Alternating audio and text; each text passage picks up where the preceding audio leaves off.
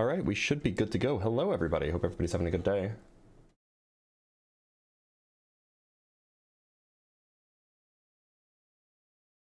Welcome, welcome.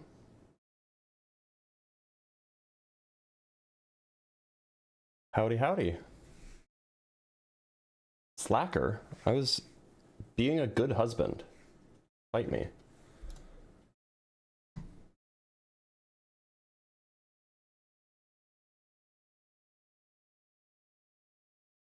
Y'all are not ready for that. Not ready for that conversation.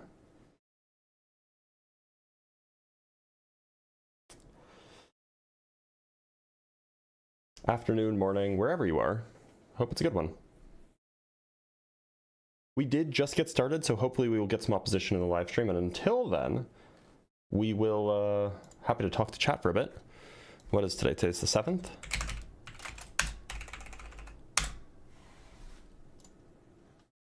It is Tuesday. Let's see how long till we swap today. Yeah, you know, there is that problem. We'll swap to creationism if we don't get any flat earthers today. Which, you know, is a similar topic. Similar idea. Can you explain how you decide what object will experience time dilation when they're moving away? I don't know what you mean. If there's relative motion, then there's time dilation.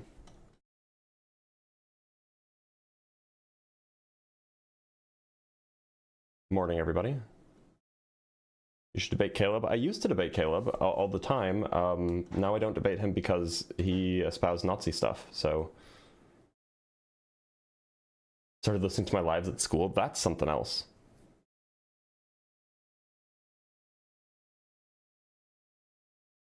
From each other. Hold on. I need context. I need context. Okay, I see no context here. Is there any simulation to do a practical test in the lab on E equals mc squared? Yeah, I made a video on this a while ago. There have been explicit tests, and probably the most recent high precision one of E equals mc squared, I think was in 2006, maybe 2004, where essentially they used the energy of a photon given off during radioactive, if I remember correctly, it's been a while.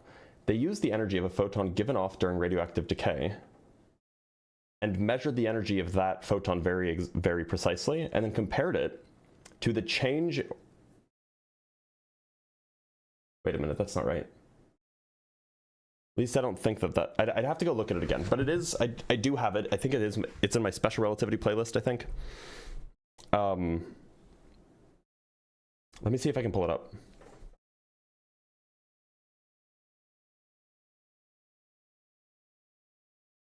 It died in 2024. It absolutely did.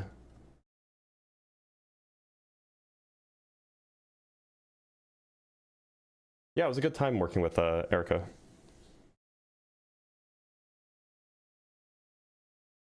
Can you explain the double slit experiment simply? I have several videos on it, so I would recommend that. If that doesn't help, I don't know. That will be, because it's pre-planned, that will be a better explanation than doing it on the fly. Experimental test of general relativity. I know I have this somewhere. Flat Earth may actually be dead this time. It may be dead, like, finally, actually.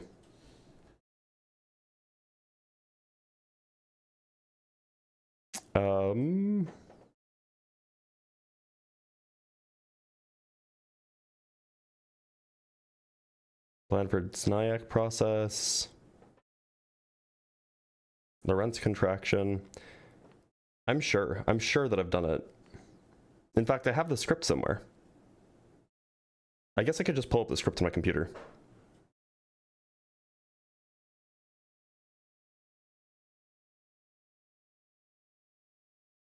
Well, I'll find it in a minute. How can it be dead when that's all you guys talk about? It's hard to say that it's all somebody talks about when, in fact, at best, I talk about it once a week.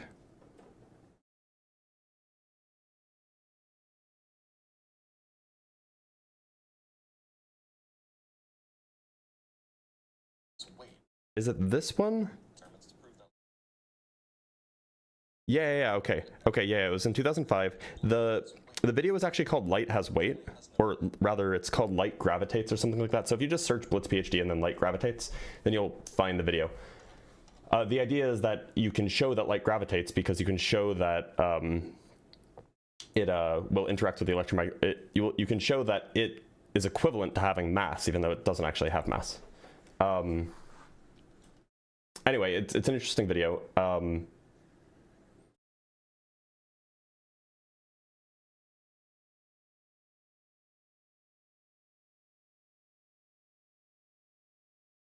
I'll call Flurf dead when David Weiss can't sell his app anymore. That's a fair point. And as far as I know, that app is very insecure.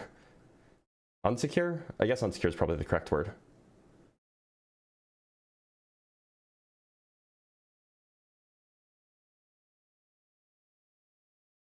How are there no guests yet? Well, we did just start like 5 minutes ago, but it does seem that like the guests are quite plausibly afraid.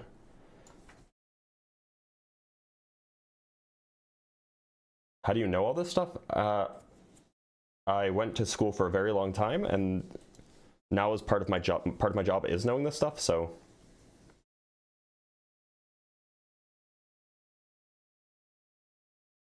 Howdy, howdy.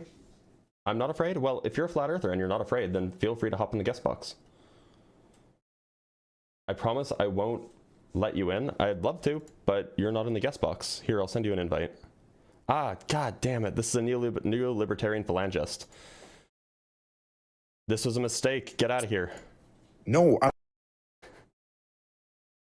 The hardcore flat earthers are afraid to debate. That's true. That is very true. One question in physics you want answered in your lifetime. I would like to know the answer to whatever quantum gravity might end up being. I want to know what that is.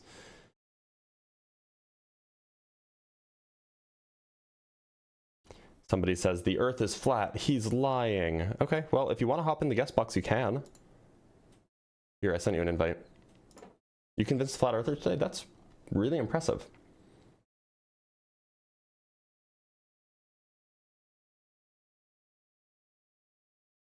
All right, this person's not joining either. Or of Earth as a globe? You want a picture of Earth as a globe, my guy? I can provide that. Oh, you can't join though, that's a bummer. Must be under 18. Which, you know, checks out. All right, well, I believe that we've spoken with the lowest ranking Muslim before.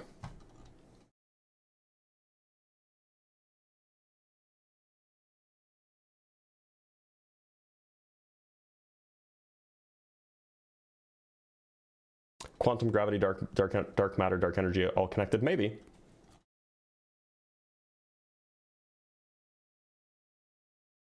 Is there any way to prove the length of the radius of Earth without geometry like pi? No, you need geometry. That's definitely a thing. All right, let's talk to... Didn't we speak to Tick Clock Time recently? Tick Clock Time, how's it going? We speak to... hey, what's up, Blitz? Did we speak recently?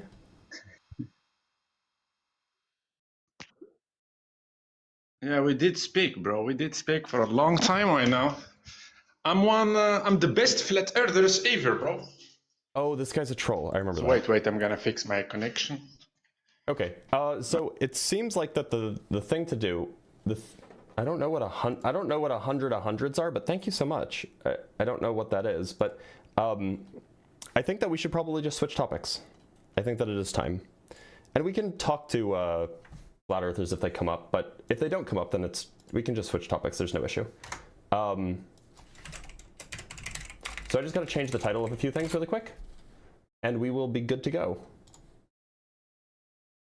Just got to change some stuff on Twitch, etc.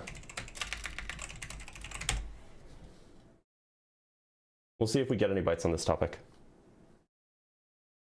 This is anti-science.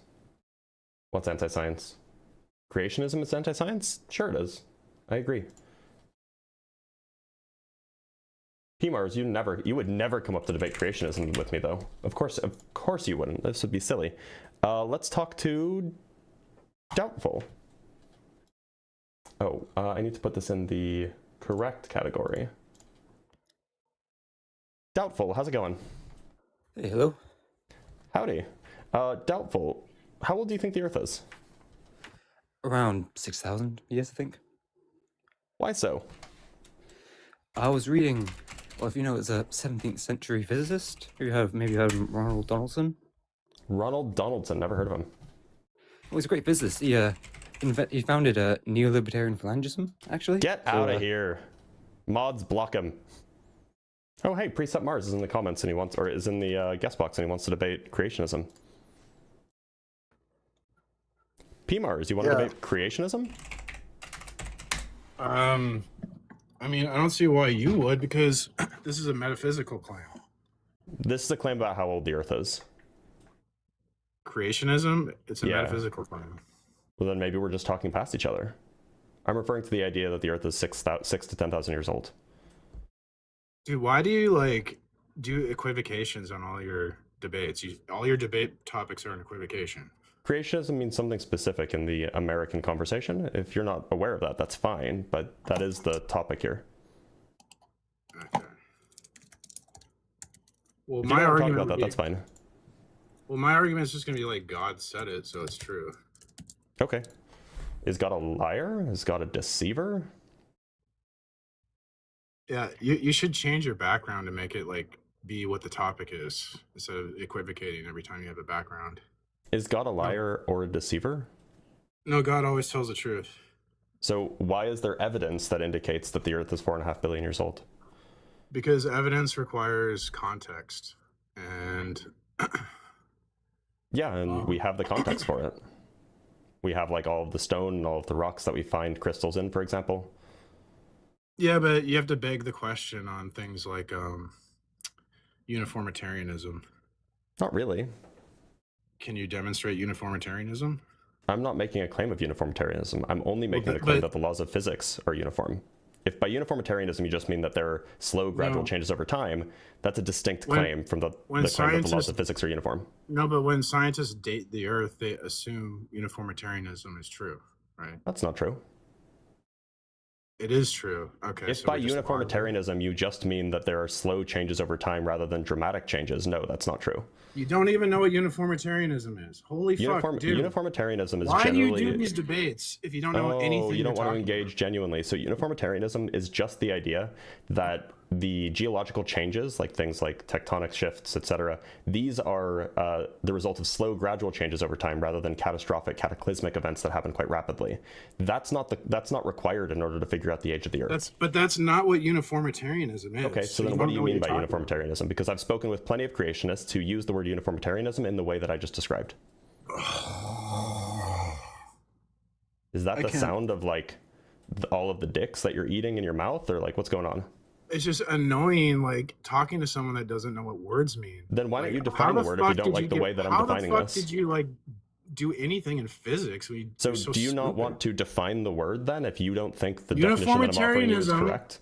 Uniformitarianism is the geological principle that the same natural laws and processes that operate in the universe today have always operated the same way in the past.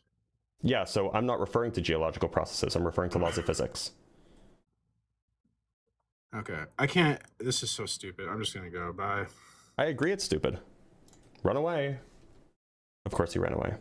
Precept Mars is like Timu Darth Dawkins, by the way.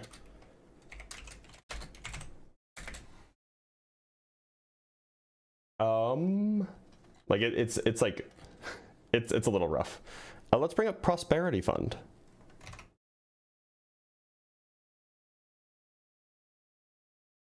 Prosperity Fund.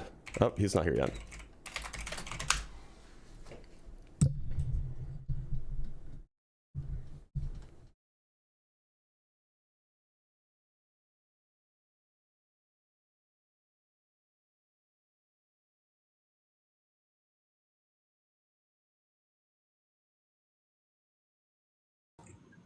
Prosperity Fund, how's it going? Hey, how's it going? I'm doing great. Prosperity Fund, how old do you think the Earth is? 1 second. I'm just getting to a quieter place. Here we go. How old do I think the Earth is? Yeah. It doesn't really matter in my opinion, because what we're doing is we're just backtracking quantum fluctuations and the expansion of the universe to basically predict the time. But that's not really my question. I noticed your That is the topic. yeah. So the diagram shows quantum fluctuation, and it seems that modern atheists and agnostics, what they try to do is they try to say, well, the Big Bang wasn't God, it was a quantum fluctuation. And my challenge is doing some research to be into clear, quantum this is just a fluctuation. diagram. That's not my claim, but it's All just right, a diagram. I understand that, but the reality is that most of the people, what they're trying to get away from is the regular person, traditional rationalists over the past thousands of years, especially philosophers, always said, okay, is it an eternal universe or was it created universe? And if it was created, who created it, right? They go back and forth through this whole discussion. But a lot of the, I would say neo-modern day scientists who are anti the concept of God or some sort of creator, they go back to quantum fluctuations, and what they try to do is say, well, a quantum fluctuation can create something out of nothing, so your whole premise is false, and therefore I know that's exactly how the one universe... scientist who makes that claim, by the way. This is Well, not one like second. this is not like a traditional so standard explanation. right. So, but what I'm trying to say is that most people would come to the conclusion of cause and effect, that something was there that created the Big Bang or created this process. One second. Can you give me an example of 3 physicists who make the claim that quantum fluctuations can create something out of nothing? Can you give me an example of 3 physicists who say that? Quantum fluctuations have a track record of creating something out of nothing. Can you give me an example of 3 track scientists who hold this view? Gerald Schroeder from MIT. I don't know. There's a bunch. But let me just share this one point with you. So not 3. You can't offer me 3. I don't know off the top of my head 3 random scientists. It doesn't matter. It's an established fact. You said that it's not an established fact. This is not a mainstream consensus view. Here's my point. Why are you strawmanning the view? Quantum fluctuation That's not even cannot the view. occur. 1 second. That's not even a standard consensus view. What are you doing? Scientists in nature. What do you mean scientists? You're not letting me finish. Why are you strawmanning non-theists? Scientists in the journal Nature have shown that time, space, and matter are a result of the Big Bang. Prove it. And therefore, what's the source? Yeah. Okay, 1 second. And so therefore, the argument is a quantum fluctuation requires time. And if time, space, and matter are a result of the Big Bang, there's no time for a fluctuation to occur prior. So therefore, you can't have a quantum fluctuation. My view is not that quantum fluctuations are the source of the origin. It's a basic, literally it's a basic scientific fact. It's not. Can you? It is. To be clear. And in fact, MIT published a whole dissertation on this. Gerald Schroeder is. It seems like Gerald Schroeder is like one guy. Where is the? So you named one guy that makes this claim. I want to share my point. I'm sorry, Prosperity Fund. You have to actually let me address what you're saying. So to be clear, it's not my view that quantum fluctuations are the origins of space, time, and matter. It is not the consensus view amongst cosmologists that quantum fluctuations are the origin of space, time, and matter. So rather than strawmanning the entire non-theistic scientific view, or the entire scientific view entirely. Tell the crowd. Yeah, I'm what happy you to. believe is the. I'm happy to, rather than letting you strawman me. So I actually am agnostic. I don't know what caused the Big Bang. My claim is not that quantum fluctuations caused it. My claim is not that there was a crunch beforehand that then expanded and in a cyclic whatever. My claim is not that there's been eternal inflation. That's not my claim at all, because I don't actually know. I'm not making the claim that the Big Bang has a known cause. Now, if you want to say that there are, I can think of exactly 2 scientists who have made the claim that the Big Bang is a result of quantum fluctuations. Only one of them will say it's actually a creation from nothing.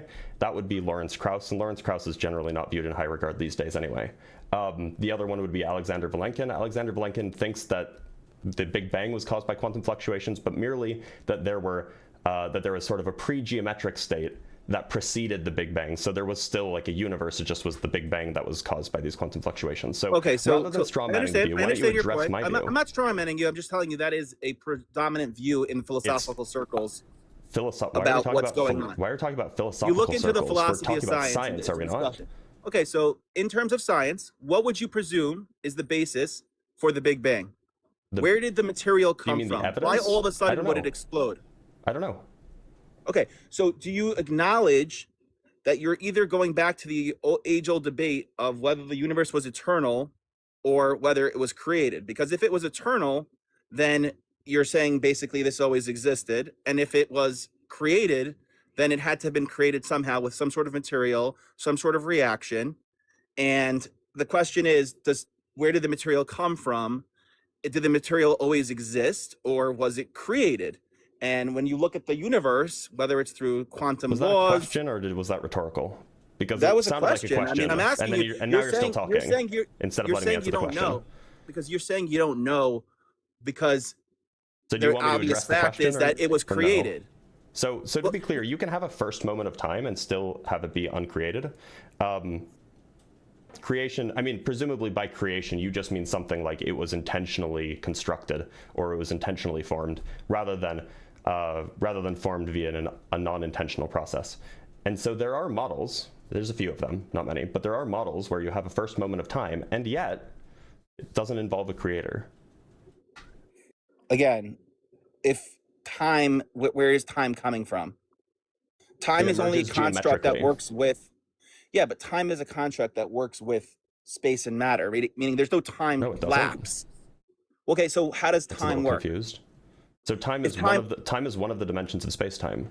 I understand that. So what I'm saying to you is that when you have a situation where you're going back to the beginning and you're saying that there was some, if you're, it sounds like you're not going with the quantum fluctuation. It sounds like you're going with the Big Bang approach. The quantum fluctuation is a fringe view, by the way.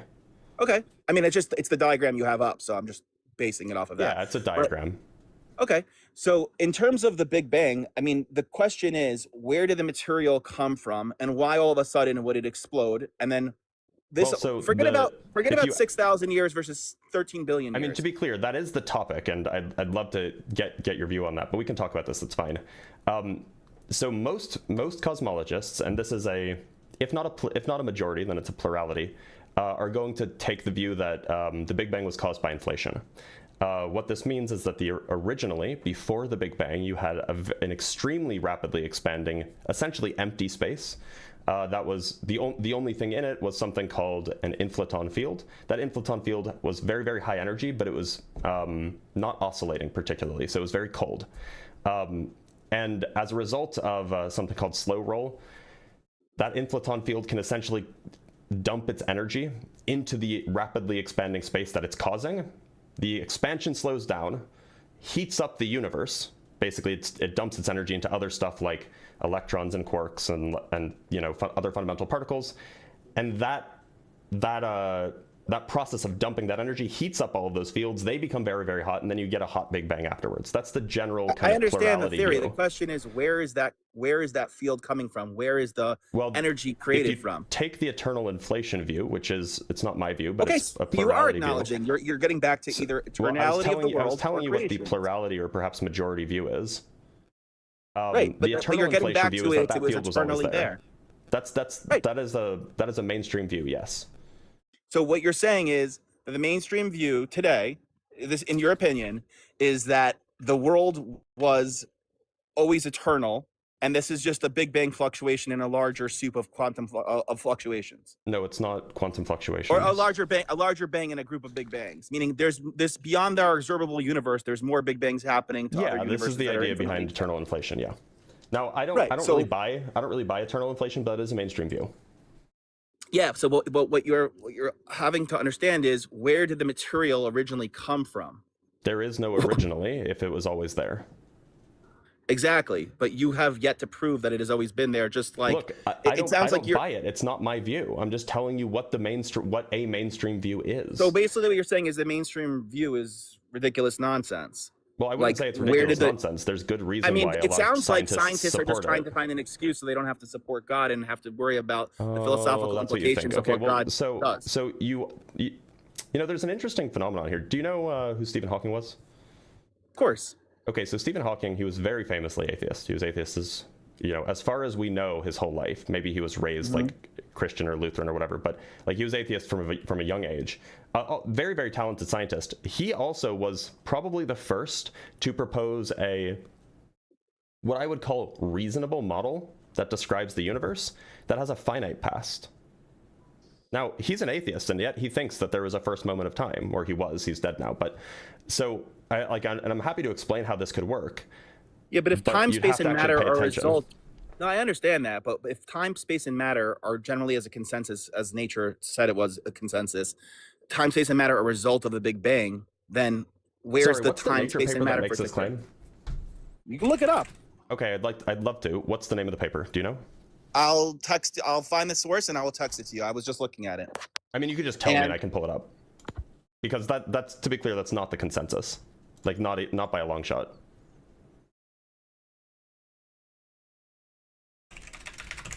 I'm just gonna Google time, nature, time, space, and matter.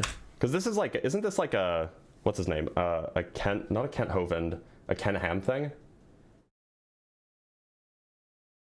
Trying to get back to is the reality is you're basically stuck. Whether you want to say there's a multiverse or whether you want to say that we only have our observable universe. Are you At the end of the day, lying to me about the nature paper? No, I'm not lying to you about the nature. Okay, so then I'm trying to. I found nothing. I looked up Nature Journal. Okay, time, so space, when and I matter, get nothing came up. the specific source from Nature, I'm happy to send to you. Until then, you have to recognize I'm just not going to believe that was ever published in Nature.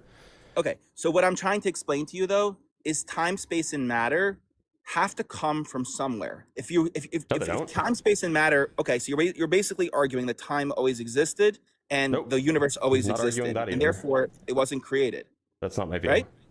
That's not you my just view. said that was the mainstream view, unless you're not part of the mainstream scientists. I'm not part of the mainstream as far as my view on the origins of the universe.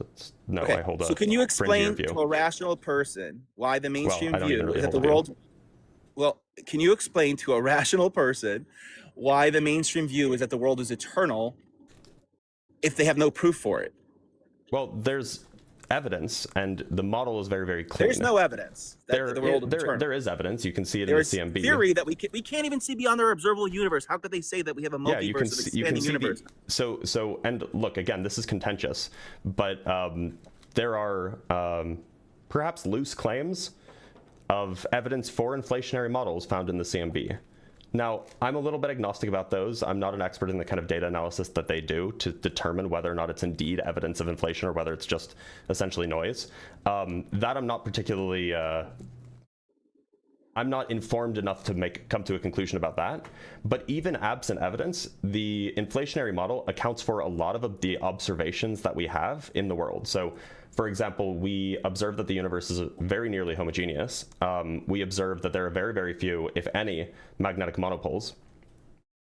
Both of these are hard to account for using standard Big Bang cosmology. Regardless of where you think the Big Bang came from, they're hard to account for using standard Big Bang cosmology.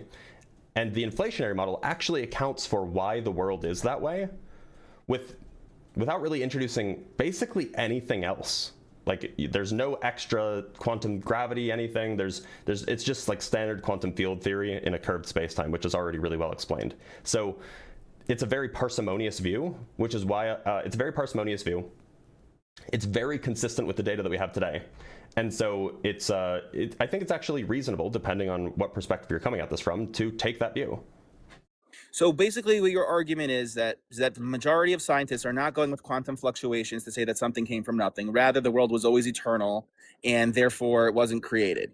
And yet the evidence is pretty meek, if at all, because you can't see beyond our observable universe in the first place. So they are just making a postulation that there's other universes beyond our observable universe that exist and that we are just one bubble in a sea of bubbles of expanding universes.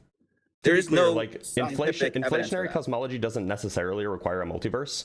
However, if you take inflationary cosmology to its logical conclusion, you get one kind of for free. They're not assuming they exist. You kind of just get one for free by doing standard cosmology. Okay, so now assuming you're going with the observable universe, or even if you assume that there was a multiverse of expanding universes, and we're just one bubble in a sea of bubbles that are constantly expanding in this infinite cycle. Sure. Where did the material come from, and why all of a sudden would it explode if it was eternal? If inflation is eternal, then it's eternal, meaning it didn't come from anywhere. And in in eternal inflation models, it's always been expanding. Can I ask you a question? Who made your shirt? I don't know. But someone had to make it, right? I mean, it's a shirt, so it was probably like, well, I don't know if this was made in America. It probably wasn't, but it was probably like some child in Malaysia or something, unfortunately. Right. So the point is that the material had to come from somewhere. Well, and yet, so to be clear, when we talk about a shirt, what we're really talking about, like a shirt being made, what we're really talking about is the like some person taking the stuff that shirts are made out of and then arranging them into a shirt. right? Like the fabric or the fibers. No, I understand those that. existed I'm before asking the you, shirt I'm asking existed. about even the not the creation of putting it together, but where did the actual so- raw material come So from? the raw materials, as far as we can tell, have always existed. Okay, so basically what you've gone back to is a They've existed 2,000-year-old for as long- argument. So that- the materials have that the existed world for is as eternal long and as not the universe created. has. So I think you have to however long the universe has existed, the materials have existed for that one. Okay. Do you not acknowledge that it is irrational to believe that when everything else in the stated universe has a creator and something that makes it in a cause and effect, that it seems pretty ridiculous to assume that the world is eternal and didn't have a creator as well? Can you give me an example of one thing that was created out of nothing? Well, anything in quantum fluctuations are created out of nothing. It's a I 60-year thought we track agreed record. that quantum fluctuations were not creating out of nothing. Although quantum fluctuations can create something out of nothing, but the problem is it doesn't really? Can apply they? in a situation. Yes, they can. The Sorry, only challenge what's the is nothing? Where was the nothing that was created out of? no, that's my point. Quantum fluctuations can't occur prior to the Big Bang because it requires time, and So time then is a it's result not of the Big nothing. Bang. Well, time, space, and matter are creations, is my point. Well, my point is that you can't give me a single example of something coming from actual nothing. I mean, you look at the quantum mechanics and quantum fluctuations. There's all not apparent in actual that nothing reasoning. there. There's quantum fields there the whole time. There's space. There's time. That's not actual nothing. Okay, so you're just redefining it. It doesn't matter. The actual physical material. I'm sorry. When we talk about nothing, do you think that nothing includes quantum fields? Well, that's the question. Does nothing right? include space-time? Well, that's another question, right? Time, Well, space, I mean, and matter. generally, General most consensus people has would been agree that that it is. that's something, not nothing. Okay, so basically you're saying you're getting back to a philosophical argument of are the laws of nature themselves created No, or I'm are not they arguing eternal? that at all. So are I they don't- eternal or are they always I don't think laws of existing? nature. I don't think laws of nature are things at all.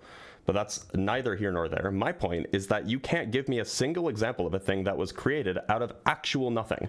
You can give me an example of, like, you know, excited electric fields that produce electron-positron pairs, but that's not nothing. There's an excited electric field there. And by the way, when you're off the app, I can't hear you.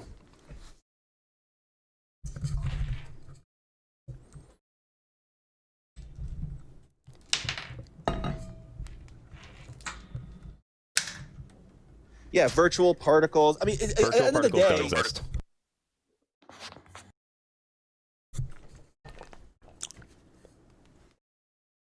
It's okay. You can just tell me what you want me to Google, and I will do it for us.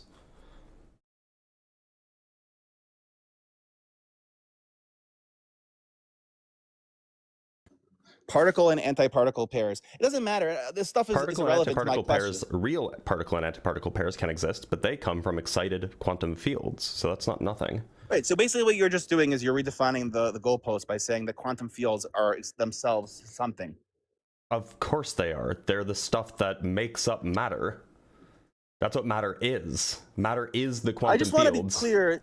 Your view is that a minority of scientists believe that quantum fluctuations are not a result of the universe, and therefore the world was always eternal. And No, that's a whether we straw can man. see beyond our observable universe or not, which we can't, but you're making an estimation that many scientists do believe that, is eternal. But it doesn't explain where the raw material came from or what So, is the to be infinite clear- regression back to the point one. To be clear, if the raw material has always existed, then there's no need to explain where it came from. Okay. Do you honestly it doesn't believe have a beginning, so it is there's more never a logical- phase that it went from not Do you existing believe to it's existing, more so there's no logical that the explanation world- required. Okay, so what you're saying is the world is eternal versus you're getting It's back at to a least 2,000-year argument of Aristotle. You're basically going back to the same argument Aristotle had, which is Okay. that the world is eternal, but yet we know that there It's a possibility. are a possibility. So now you've acknowledged that it's not even 100% certain. Yet the mainstream I view don't is that the believe world is that it's eternal. 100. I never said that I believe it's 100% certain. But you believe these mainstream scientists do. Why are you incessantly strawmanning me? But no, I'm not strawmanning you. But You you're making just the argument. misrepresented my view. You just said that the majority of scientists believe the world It's is either the eternal. majority or a large plurality. Yeah, it's maybe not That's what I'm over saying. 50%. So you're but saying that the yes. majority of scientists believe the And world I is eternal, don't yet they believe- have no evidence for it. Oh, I'm sorry. No. You misunderstand. I said that the majority or perhaps the plurality of cosmologists think that inflation is a good account for the origins of the universe, and inflation is naturally eternal. Now, inflation is a very specific model, right? It's a very specific model of, you know, the universe's history. There are dozens of other models that different scientists, different cosmologists will hold to or will investigate or are interested in that are either eternal to the past or not eternal to the past, none of which require a god. So whether or not the majority of scientists or the plurality of scientists accept inflation is kind of beside the point. The point is there are plenty of models, whether inflationary or otherwise, that are past eternal, and there are several, at least, models that are not past eternal, but still don't require a god to explain why they are the way they are. Yeah, I think you have to disassociate the God, like the Bible, versus some sort of creationary I can just say force. creator. It doesn't require a creator at all. The creator, the past finite universe, doesn't require a I mean, creator. I think to most people, including scientists, a creator or some sort of designer is much more likely than an eternal universe, given what we see in our universe. At least not to scientists. Like, that's just not the case. Okay, so you're saying that there's an eternal universe. So how is an eternal universe any more? Why are you repeatedly strawmanning me? I'm not strawmanning you. I'm just saying, how is an eternal? Just hear my point. My view is not that an eternal. Look, I'm not talking about your. I don't know how. I don't know how you're confused about this. I have been very, very clear here that there are scientists who think the universe has a finite past, meaning that it is, you know, there is a first moment of time, and yet they don't think that a creator was involved. Oops. And why don't they think a creator is involved? Because there are other mechanisms to explain the universe with a finite past. For example, the Hartle-Hawking model is probably the most famous example. And the Hartle-Hawking model describes the emergence of time from a purely spatial, non-temporal space in a geometric way. So there's a first moment of time arising geometrically from pure spatial dynamics. Dynamics is probably not the right word, but hopefully you get what I mean. Well, I think you could concede, though, at the very least, that an eternal universe is no more provable than whether a creator existed. No, that's not the case. I mean, like, if you're talking about with current data, that do we have like smoking gun evidence that the universe is eternal? No, we don't. But to say that it's no more provable than a creator being involved, no. I mean, like, it sounds like they're both leaps of faith, to be honest. There is a telescope being built, and I think it's scheduled to launch in like 2036 or maybe 2030 or something like this, that if the universe is indeed eternal, if there was stuff before the Big Bang, could detect that stuff, in particular gravitational waves. Right. So like this is not like a faith thing. This is a scientific model that can be tested. Well, not really, because even if you can see beyond. But even if you can see beyond the observable universe, the creator is kind of silly, because I don't know how you would test a creator model. Again, you're just moving the goalpost one floor back. Meaning, if you go and say that the universe is part of an expanding universe and there is stuff beyond our observable universe, then you just get into the multiverse theory. Why does that prove that there's just stuff beyond the universe? It just means that there's more universes beyond our observable condition, and therefore, yeah. So I don't know if you remember how we do science from like 6th grade, but the way that we do science is you produce a model, the model makes predictions. When the model's predictions are verified by some sort of observation or some sort of experiment, you take that to be evidence that your model is correct. So this is, of course, testable. That's what you do in science. No, but you can't test anything if you can't prove that there isn't a multiverse out there. My point is, I have no idea what that sentence means. The point is there are models, those models make predictions, and if those predictions come true, it is evidence in favor of those models. I don't understand what's hard to believe because about that. You're not understanding. If there is stuff beyond our observable universe, okay, which we don't know, but if there is, then it doesn't disprove that there's a God or a creator behind it. To be clear, I don't know what you mean by beyond the observable universe. The telescope that's being launched is not trying to look beyond the observable universe.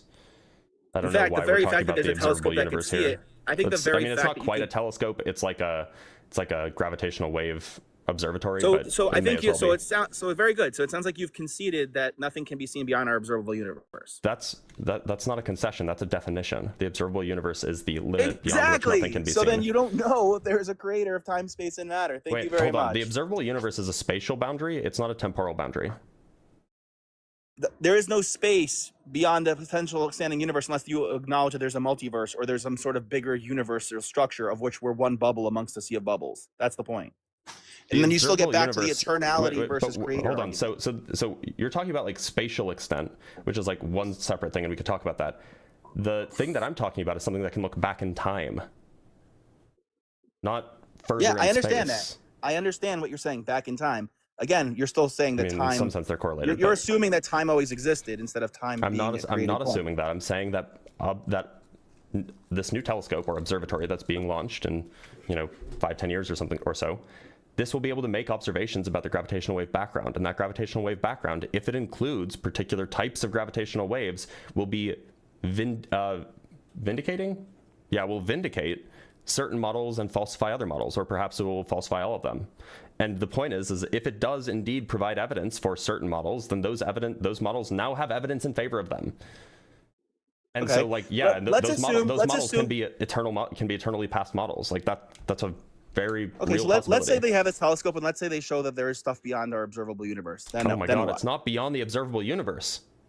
It's further beyond into the past. beyond our inflationary point is what you're saying. This would be before the Big Bang, is Right. what they would be detecting. So having stuff before the Big Bang doesn't disprove God either, though. That's the point. That's not. I never said that would be the case. What I'm saying is that we have models, and those models can make predictions. And if those predictions come true, that is evidence in favor of the models. Now, if those models happen to be the models that require an infinite past, then that means we would have evidence for an infinite past. Okay, let me ask you a question. So if the models came out and said that there was a creative point at one point, would you then acknowledge that God exists? If a model said that there was a creative point, I don't know what that means. How do you model a creator? How do you put the creator into your math? Well, there has to be some sort of point where all of the material and even the fields are created. I mean, if the fields are created, then they're not fields. Exactly, that's my point. So then at the end I of the don't day, think you're that still you have understood what I just said. I think I Otherwise, you did. wouldn't I have think, agreed. no, what I'm trying to say is that Fields you can't have be to understand created. the laws of nature, and the gravitational fields, or even the mechanics that allow these reactions to happen, have to have been created. They didn't just always That's exist. a big And if you're claim. making the argument, That's a big claim. I don't know why anyone would believe that's true. because that's obvious. Oh, it's obvious. Oh, so if it's obvious, you should be able to prove it pretty easily, right? You're saying there's fields without anything to have a field in it. What would be I the have purpose no idea of what that? that question means. There's fields without anything to have a field in it? You're saying that there's fields that existed, Yeah. and therefore created these items, right? Well, the fields are the things that exist. Yeah, that's what quantum field Yeah, theory but is. you're That's making what an particle argument that the physics is fields about. existed, but you have no proof that the fields existed. We can You're probe just them making right assess- now. What are you talking about? That they always existed before the Big Bang? A You can't field. prove that. I didn't say that, to be clear. I said that they existed for as Exactly, that's my point. Why do you keep saying That's my exactly when point. I'm disagreeing with you? Oh, he ran away. Oh, what an embarrassing showing for him. I hope that wasn't his kid listening. That was crazy. Let us read some super chats, if there are any. And then we'll continue with the show.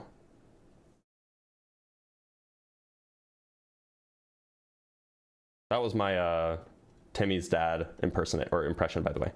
From HSH with the 18 AED. What is AED? Arab Emirates Dirham. Thank you. Between the three Abrahamic religions, and which one do you think is most logical, least logical, and in the middle? And by logical, I mean chance of being true. Well, Christianity seems like it has the smallest chance. Insofar as Islam is kind of built on top of Judaism and Christianity to some extent, I would say Judaism's probably the most likely, then Islam, then Christianity, from most to least likely. Just because Judaism has the fewest assumptions compared with, say, Islam, has fewer assumptions compared with Islam, so that'd be my view. All right, let's bring up Leroy. Leroy Jenkins. Leroy, how's it going? Oh, crap. Leroy, Hello? do you know that you're here? Leroy. All right, he does not know that he was here. All right, let's talk to Kitty McCullough. It's an interesting name. Kitty McCullough, how's it going? It's going well. How about you? I'm doing all right. Kitty, I'm gonna call you McCullough. How old do you think the Earth is? You know what? I don't know because we can't measure it, to your point, right? So Why can't we measure it? I think, and again, I'm thinking I punch above my weight class. I've been trying to follow along what you've been saying, what other people have been telling me. So to be clear, I'm talking about the Earth, not like the whole universe. What is like plus 250 billion, I believe.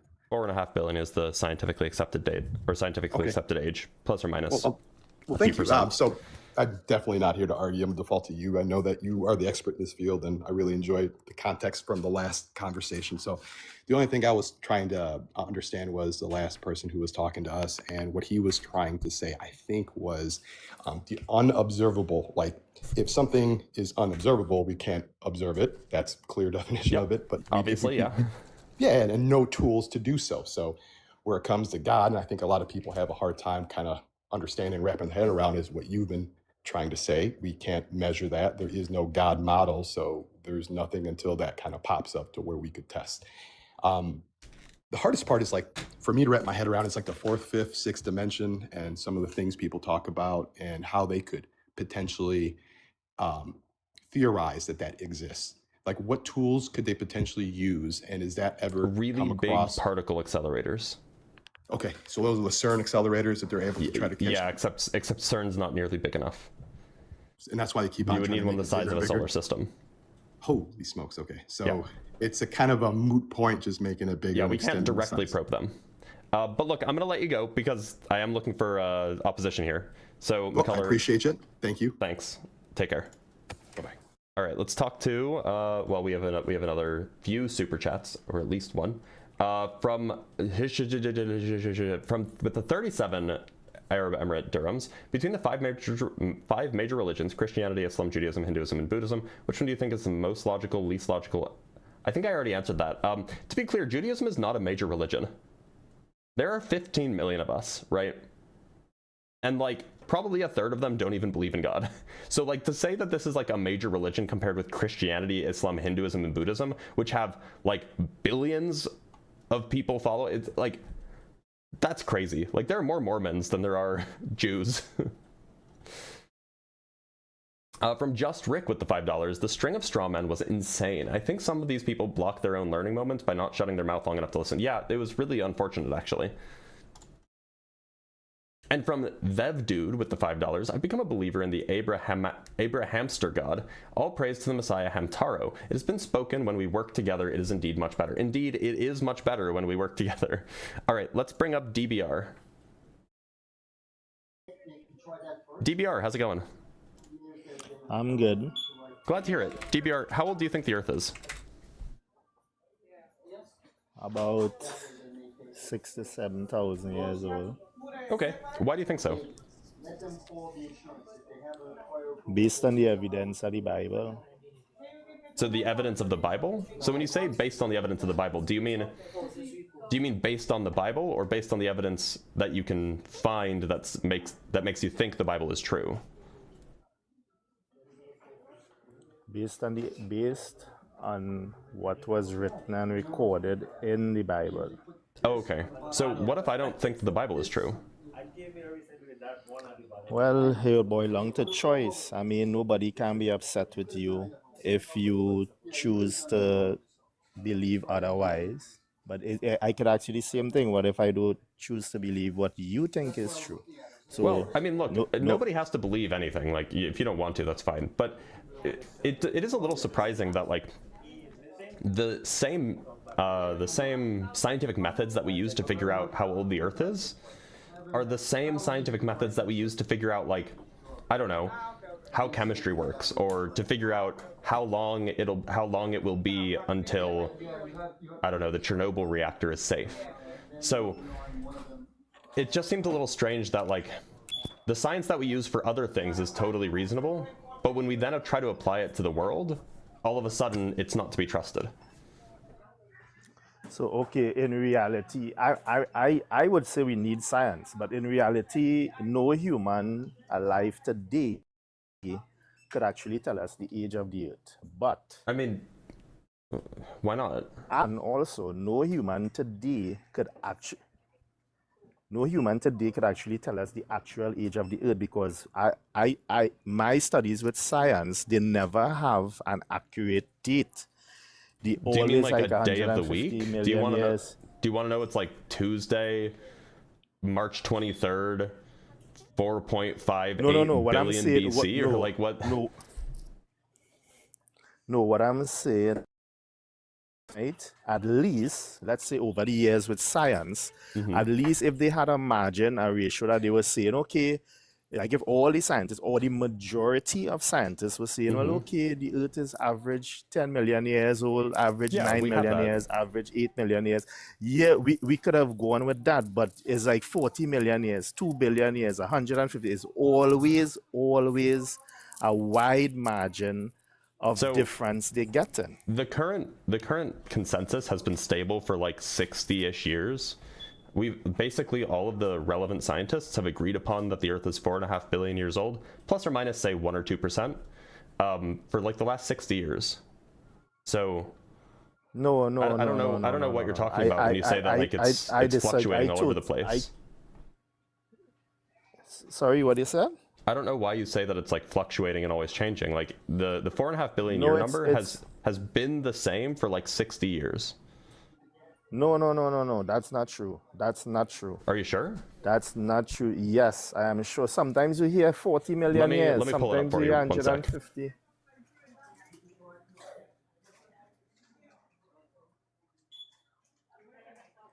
I just want to pull something up. So let me go. How do you feel about Wikipedia? Yeah, we could go with that. You could go with ChatGPT. You could, I mean, I'd it's rather not use information. ChatGPT, all things considered, but. I mean.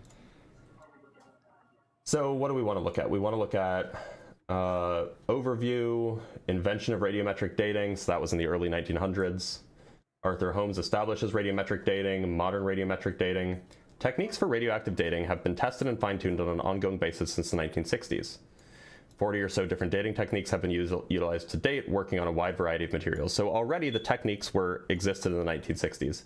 And so an age of 4.55 plus or minus 0.07 billion years, sorry, let me make this a little bit smaller so everybody can see it, very close to today's accepted age, was determined by Claire Cameron Patterson using uranium-lead isotope dating on several meteorites, including the Canyon Diablo meteorite, and published in 1956. That was 70 years ago.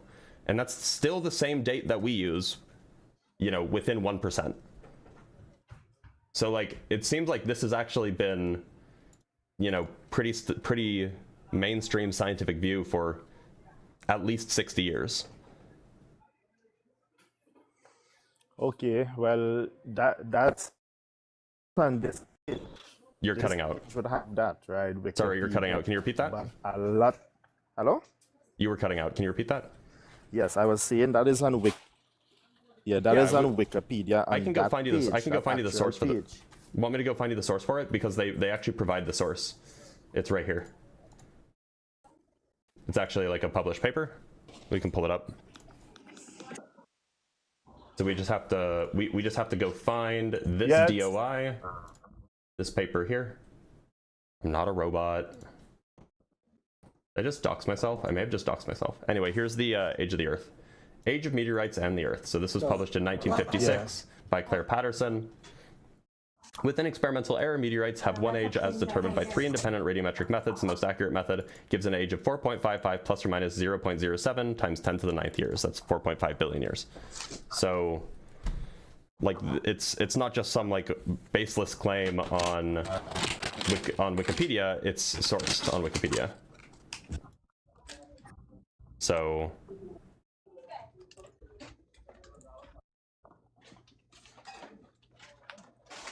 So what's the issue here? So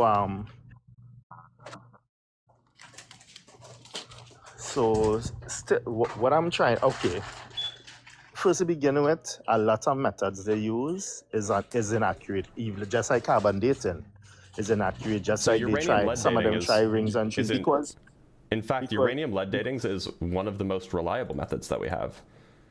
So is argon dating, and in fact, more than 20 different methods have been used to age the Earth or to figure out the age of the Earth, and they all give approximately 4.5 billion years old.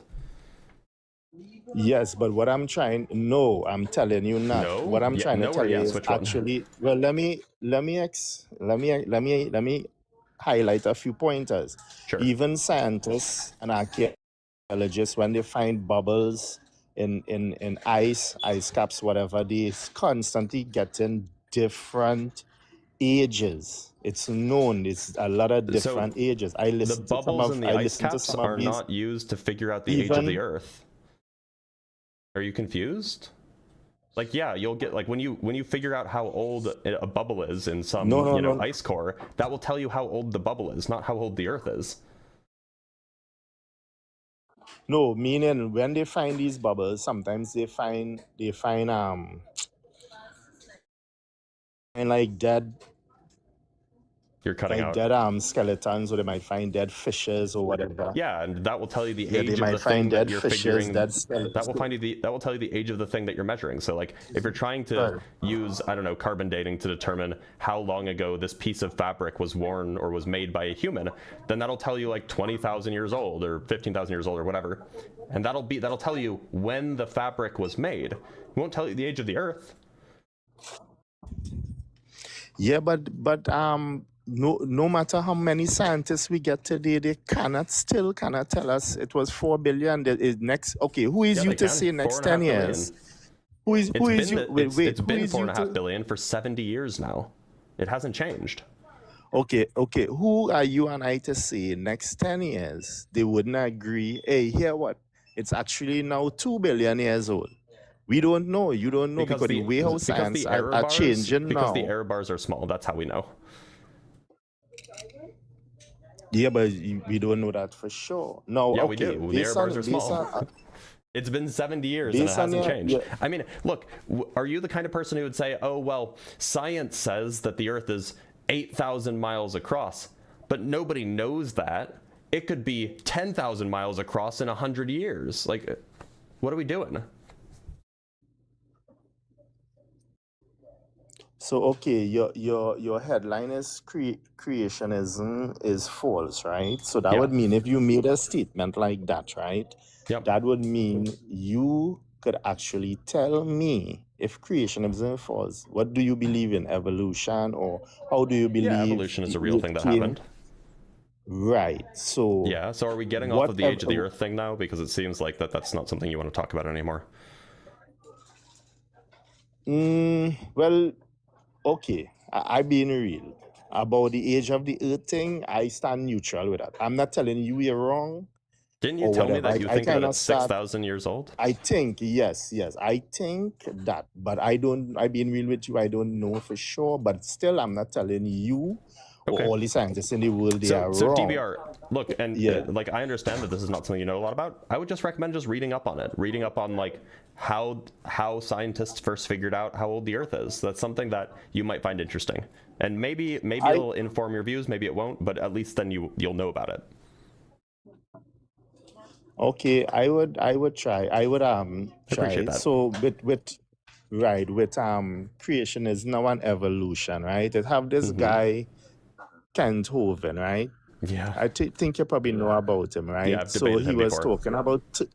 He was talking about termites, right? And termites have some critters in the stomach that they can't exist. There's a lot of things that cannot exist with the other at the You're same talking about symbiosis. Yeah. Symbiosis is an evolved feature. Yeah.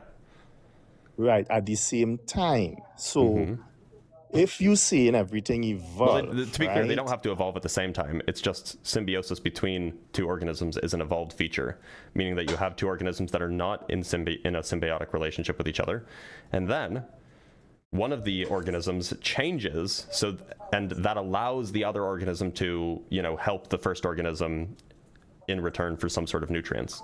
So this is an evolved feature. Yeah, but all of that would just be theory. We never observed that. We've never observed that symbiosis evolution. Yes, I actually don't know if that's true. Came to life. Huh?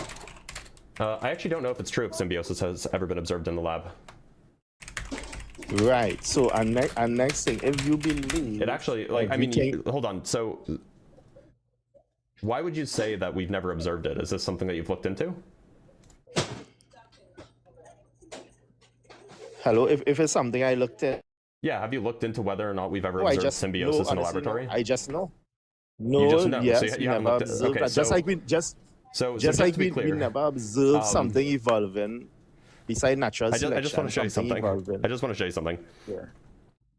Evolution was fueled by endosymbiosis, cellular alliances, so this is basically the symbiosis of cells, in which one microbe makes a permanent home inside another. For the first time, biologists made it happen in a lab. So yes, we have seen this happen, actually. What is the animal? What is the species they observe? It's two different microbes. Right. Listen. I'm So not we have talking observed about symbiosis in a lab, in particular endosymbiosis, I suppose. And this only took 2 seconds of Googling. I had never even heard of this, but like, yeah, this is a thing. So they observed bacteria becoming symbiotic with fungi.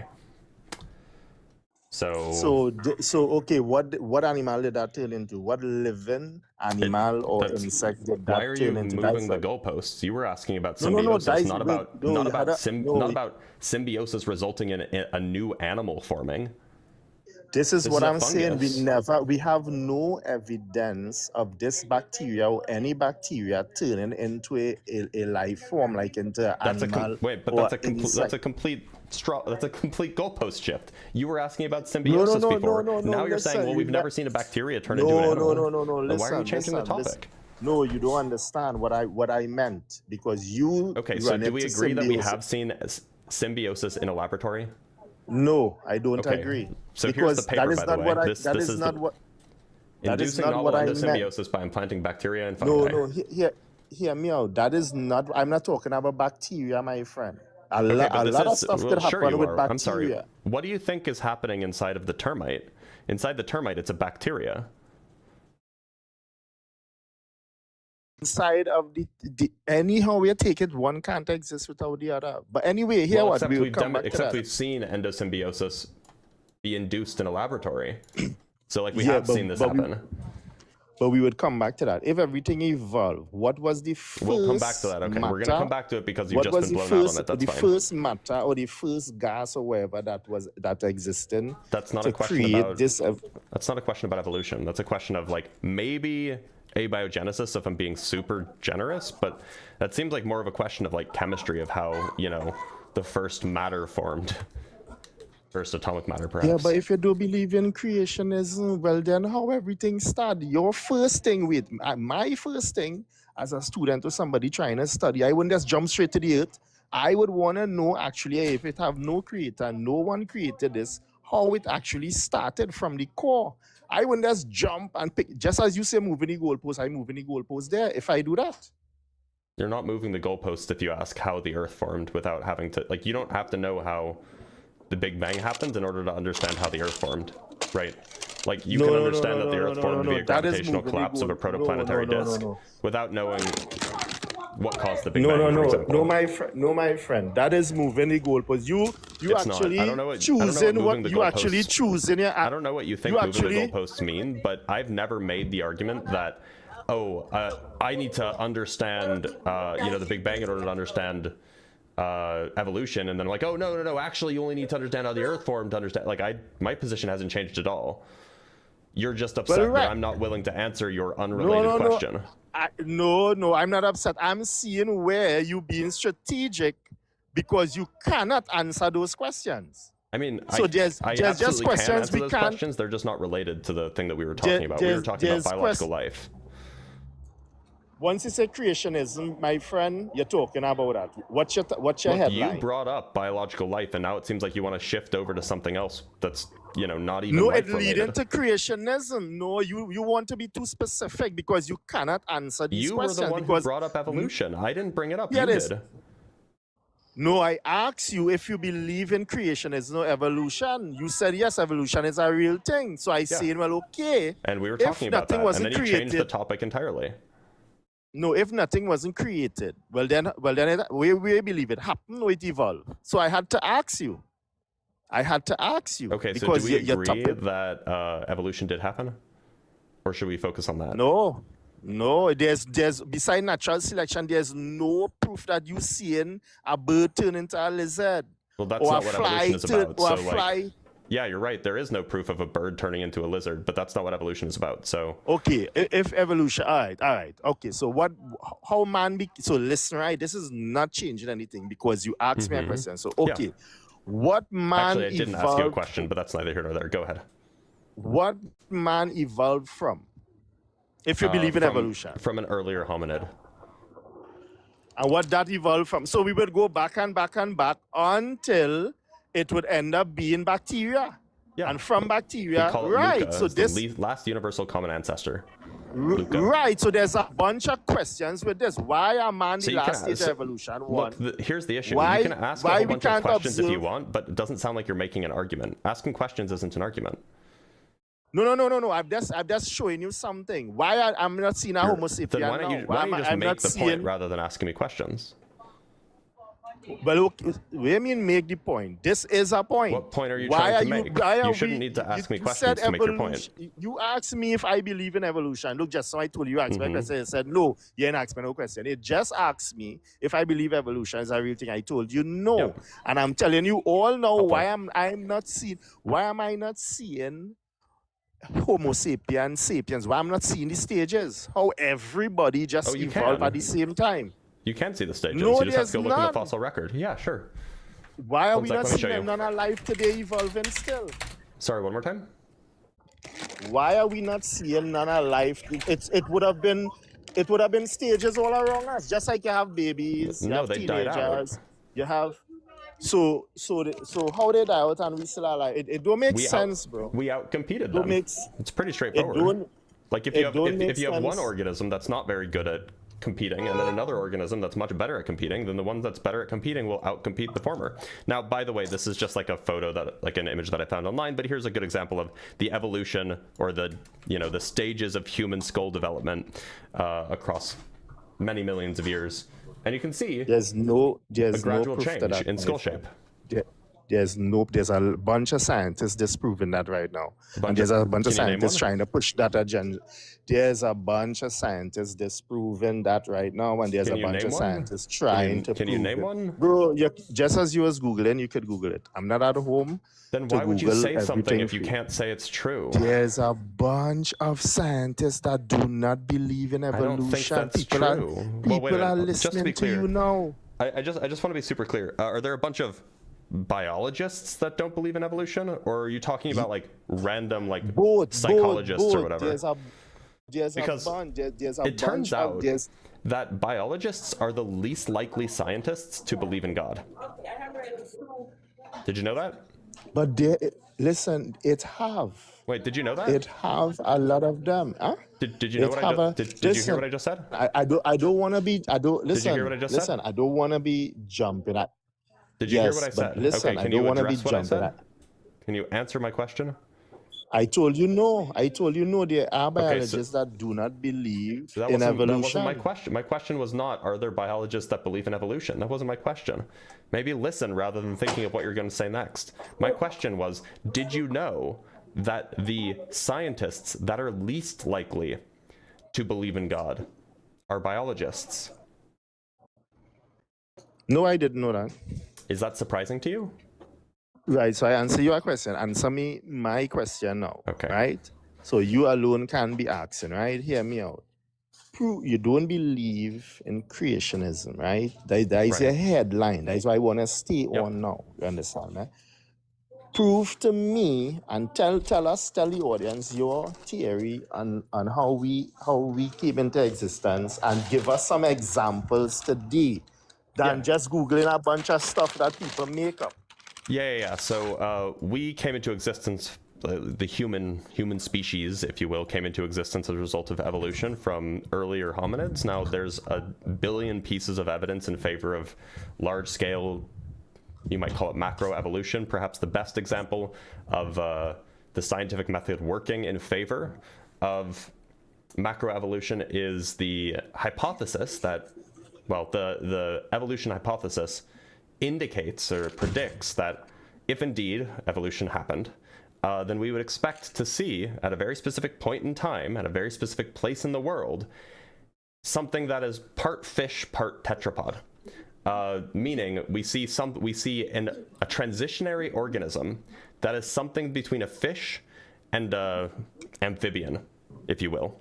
And indeed, this was predicted by evolution a long time ago. And in I want to say it was the late 90s, maybe 1999, this prediction came true, meaning that the location and the age of this fossil was found exactly where it was expected to be found. This is called Tiktaalik, which is, it's a fishapod. It's part fish, part tetrapod, if you will. And it is an example of a transitionary species that was predicted to exist by evolution. So this is very strong, compelling evidence that evolution is true. You just said a billion and a billion. You told us one. I didn't say the word billion once.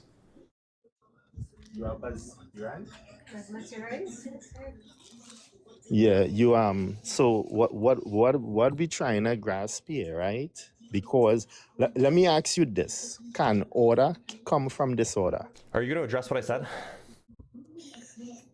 No, I told you that what you are trying to prove there, that one fish and whatever you're trying to prove, right? That fishapod you're trying to prove there, that cannot explain evolution. No, cannot explain evolution. You didn't understand, so I'll explain again. One of the predictions of evolution is that fish, which were earlier than, and we can check that they're earlier because they appear at lower layers in the fossil record. Fish were earlier, they existed before land animals did. For perhaps obvious reasons, right? That's where the chemistry can happen. And so one of the predictions of evolution is that if indeed macroevolution is true, then we would expect to find a transitionary fossil that shows something that looks kind of like a fish and looks kind of like a land animal. And based off of the evidence available, you can make an exact prediction about what layer of the fossil record you will find it in, and what parts of the world you will find it in. And when you make that prediction, you can just go check and start digging, and you will find it indeed in that location, in that part of the fossil record. So this is evidence in favor of evolution because it is a confirmed prediction of evolution. You said they kind of find partly a fish, partly a this. That is what you say. It's like a part fish, part tetrapod animal. I can show you a picture if you'd like. Right. That evidence is too weak. It's too to convince anybody. Yes, you're saying part fish kind of. Wait, you just don't like the language that I used? I listen to you. I listen to you. I give you a ear. And well, give me the platform a bit. I'm not talking too long. Your argument about this is very weak, and the way you sound in part fish kind of prediction, whatever. I'm sorry, I was trying to speak simply so that you could understand it. But yeah, there's an entire article on this, by the way. So you see how you're cutting me off? Here's a fossil. So you would understand me. You would understand me because you cutting me off, and you know I have solid what points. You're saying. The issue is that I understand what you're saying. You're saying it's weak because I used loose language. No. I was using loose language so that you would understand it. Besides what you used, it's nothing concrete. Why are we not seeing it today? It's very concrete. We literally have a fossil here. Order cannot come from this order. We literally, okay, so we're changing. By the way, this is a fossil. No. This is a physical fossil. Yes, but this is a fossil. But this is a model of this fossil. Is a fossil. They cannot prove this. Suppose was a deformed. Okay. Do you understand how science works? Suppose was a deformed fish. Do you understand how science works? Wait. Just suppose was a deformed fish. Okay. You want to use one fossil to try to prove it's not billions one of years of existence. Do you want to take a guess as to how many Tiktaalik fossils we found? No, you said no. It's not one. So wait. Do you want to know how many? All is fish?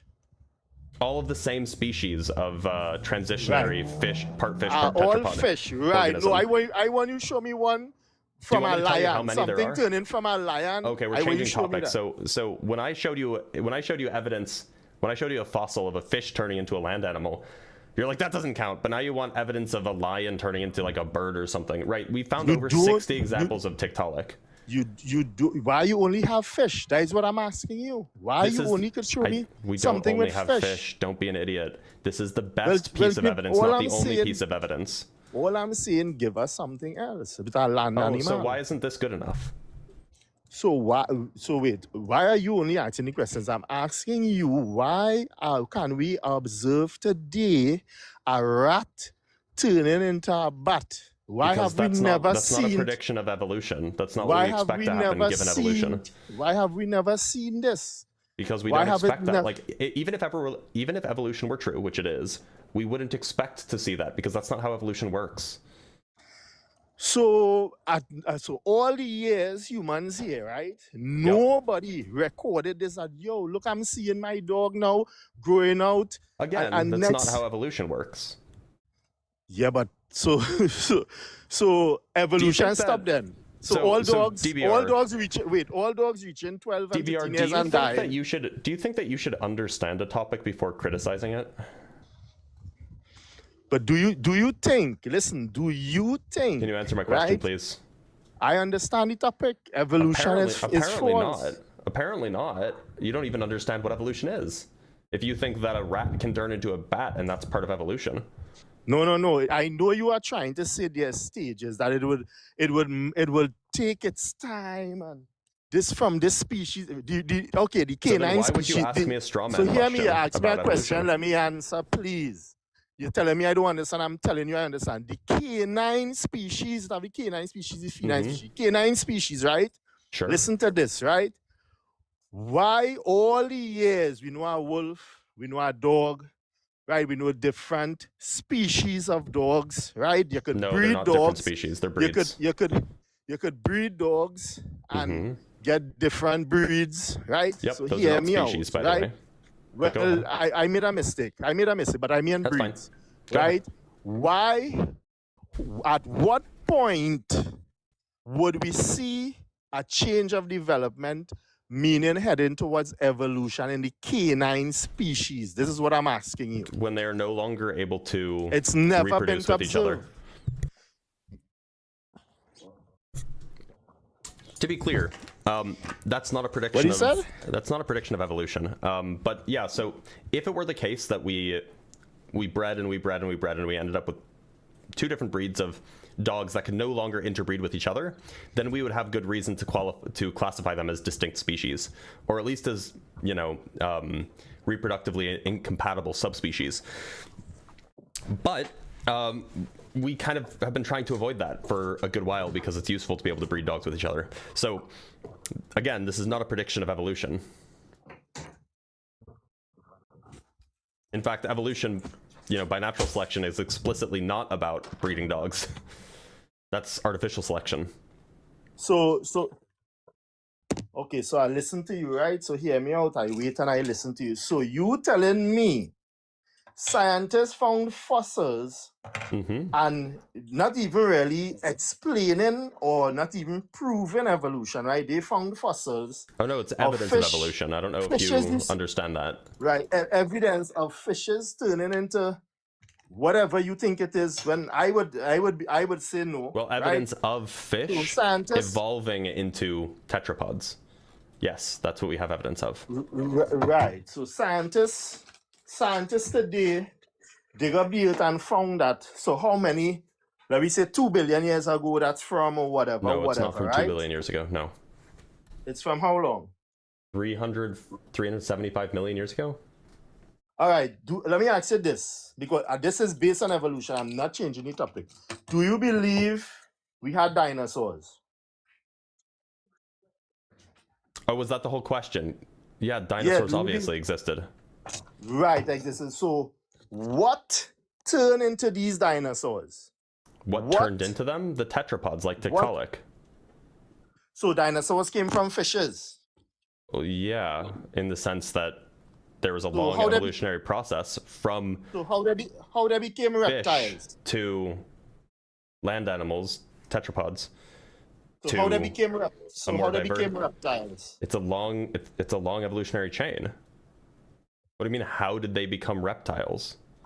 So you saying like it's just like if evolution happens over a long period of time and you have large changes, then new groups of organisms like reptiles, like amphibians, like birds, like these standard like mammals, etc. Those can all develop over time. Those new families. And a You reptiles, just the reptile family is what, like 350 million you- years old or something? I can go look it up if you want. if you listen your argument, you're saying it could be. This is what I'm telling Yeah, you. so We have no solid. reptiles originated around 310 to 320 million years ago. That's where the first Right. reptiles evolved. Right. That's So why that was about 65 million or 55 to 65 million years after the first fish walked out of the water. Right. So you just now you use the word could be and may and it probably, and this is what I'm trying. All I'm trying to show you is we have You should use those words more, DBR. We have no solid evidence. Yeah, it is solid evidence. Tiktaalik is solid evidence. So is the rest of the fossil record. It's very solid evidence. Also, I don't think I used the word maybe or could be. I don't think I used those words. You said could be just now, my friend. You said did I could say? be. Let me play it back. I'm curious. I mean, I may have, but I don't think I Could be did. just now. There was a So long how did- evolutionary What here. turn into these dinosaurs? What turned into them? The tetrapods, like What? Tiktaalik. So dinosaurs came from fishes. Well, yeah, in the sense that there was a So long how did- evolutionary process from So how they became reptiles? to land animals, tetrapods. So how they to became more diverse- reptiles? It's a long evolutionary chain. What do you mean? How did they become reptiles? It doesn't sound like I said could be anywhere, or maybe anywhere, in that conversation. If you leave it there, you almost you were very close to it. Okay. I'll keep playing it. If you listen your argument, In the sense that there was a So long how did- evolutionary process from so how they became fish reptiles? to land animals, tetrapods. So to how they became more diverse- reptiles? It's a long evolutionary chain. What do you mean? How did they become reptiles? So you saying Like if evolution happens over a long period of time and you have large changes, then new groups of organisms like reptiles, like amphibians, like birds, like these standard like mammals, etc. Those can all develop over time. Those new families. And a reptile, just- did I say just- the the reptile reptile- family is what, like 350 You- million you- years old or something? Okay, now we're back I can to go basically the modern. Where did I say could be? Maybe. Where did I say that? You said could be my when you listen. You We could just listen listened to it. We just listened to it. It wasn't there.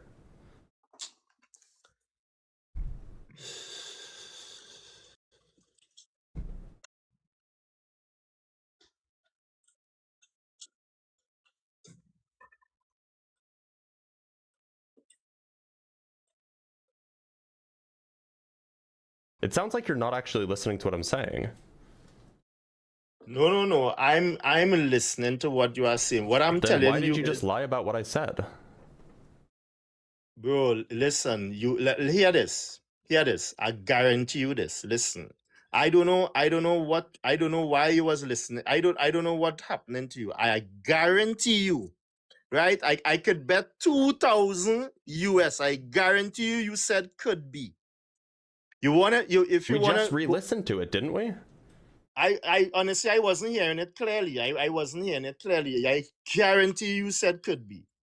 All right, well, Guarantee you. I didn't hear I'm it. not lying Chat on you. didn't I'm hear not it. lying on Maybe you. you misheard. Maybe you need to listen more closely. You have 2 ears, 1 mouth, so listen twice, talk once. Right. So my thing with your creationism, right?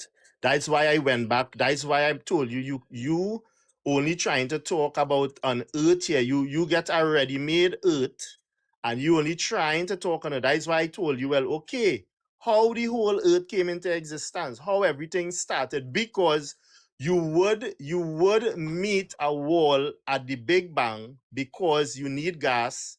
You need a heat source. You need matter to start. You need time. This you is need not space. the conversation that you want to have. You need space. Bro, if there's nothing, it didn't even have space. If there's nothing. I don't think that you were equipped for the conversation about the Big Bang. But that is your opinion. That is your opinion. It's a educated because why- opinion. Because you are running Not all from it, not opinions are me. made equal. You are running from it, not me. So what does that say? I mean, like, I'm just trying to be generous here and charitable and say, look, this is not a conversation that you want to have with me. Maybe you have this conversation about the Big Bang with, like, people who don't know what they're talking about. I have a PhD in the subject. Bro, I'm not a biologist, so, like, having a conversation with me about biology is probably fair. We're neither of us are experts, so we can kind of talk at a colloquial level, but, like, this is my field.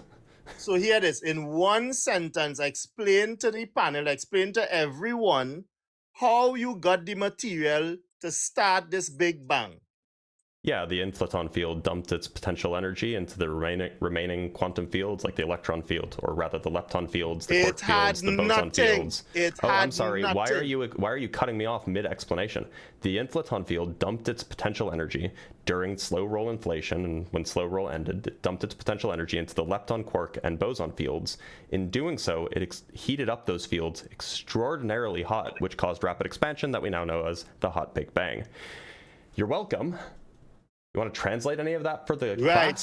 So here it is. Now I guarantee you on this topic, you just said you had PhD, you this, you that, you high-rise yourself. I guarantee I have a PhD in the subject. Right. I guarantee you are gonna run from the questions. I guarantee you are gonna drop me. Here's the PhD in the subject, by the way. I guarantee you're gonna get upset. Here it is. Where did the energy came from? Oh, it was always there. Here and right. Mm-hmm. So my God was always there. Why God cannot always be there? I didn't say it couldn't be. So if it was always there, does that make sense to you? Yeah. Makes perfect sense. So it was just always there. Yep. Space was always there. Time was always there. In this model, yeah. So you have different models? Yeah, there are different models of what caused the Big Bang. It's not universally agreed upon. There are different models. Where did the first set of matter came from? According to which model? The inflationary model, which I just described to you? I already explained where the first matter came from. No, I didn't told you that. No, I asked where. I'm not talking about energy. I'm talking about matter. I know. I wasn't talking about energy either. I was talking about matter. But just tell us again. Where matter came from the inflaton field, dumping its potential energy into the relevant quantum fields, the lepton fields, the quark fields, the boson fields. The inflaton is not matter. It's a bosonic field, so it's not matter. It's not matter, but it had matter. It's not excited. It could have dumped matter. It's not matter, but it could have dumped matter. It had energy, not matter. Well, we're talking about matter. Look, like I said, you don't have the boots for this hike. You just don't understand the words that I'm saying, which is fine. These are technical people are words, listening to you. Where did the matter came from? You're not ready for it. Where did the matter came from? The matter came from, or the matter is excitations of the relevant quantum fields. Those quantum fields were excited by the inflaton field. So the matter, something created the matter at that point in time. It had no matter and something, the fields created it. That's what you're saying. The matter is excitations of the fields, and the fields were excited by the inflaton field. Right. So what I'm saying, so there are feelings. They get excited and they get anxious and things. But listen what I'm saying. Yes, not feelings. Right. They get anxious, they get excited, they show love, they have feelings. So hear what I'm saying, right? Mm-hmm. You are saying, matter did not exist, but the fields created the matter. Yeah, in layman's terms. Yeah. No, the fields created the matter. That's what you're saying? The fields are what the matter is at the fundamental level. What we think of as matter is just excitations in the underlying fields. No. Matter is matter. Matter is excitations of fermionic fields. So matter is energy? No.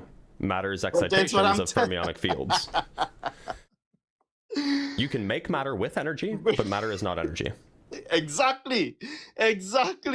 So what I'm trying to tell you I love when you say exactly when you don't understand a word that I'm saying. Okay, that is your opinion again. What I'm telling you is... Can you tell me what a fermion is? What I'm telling... Listen, I've been really... DBR, can you tell me what a fermion is, please? Well, let me answer. Please, tell me. I'm gonna... Hold on.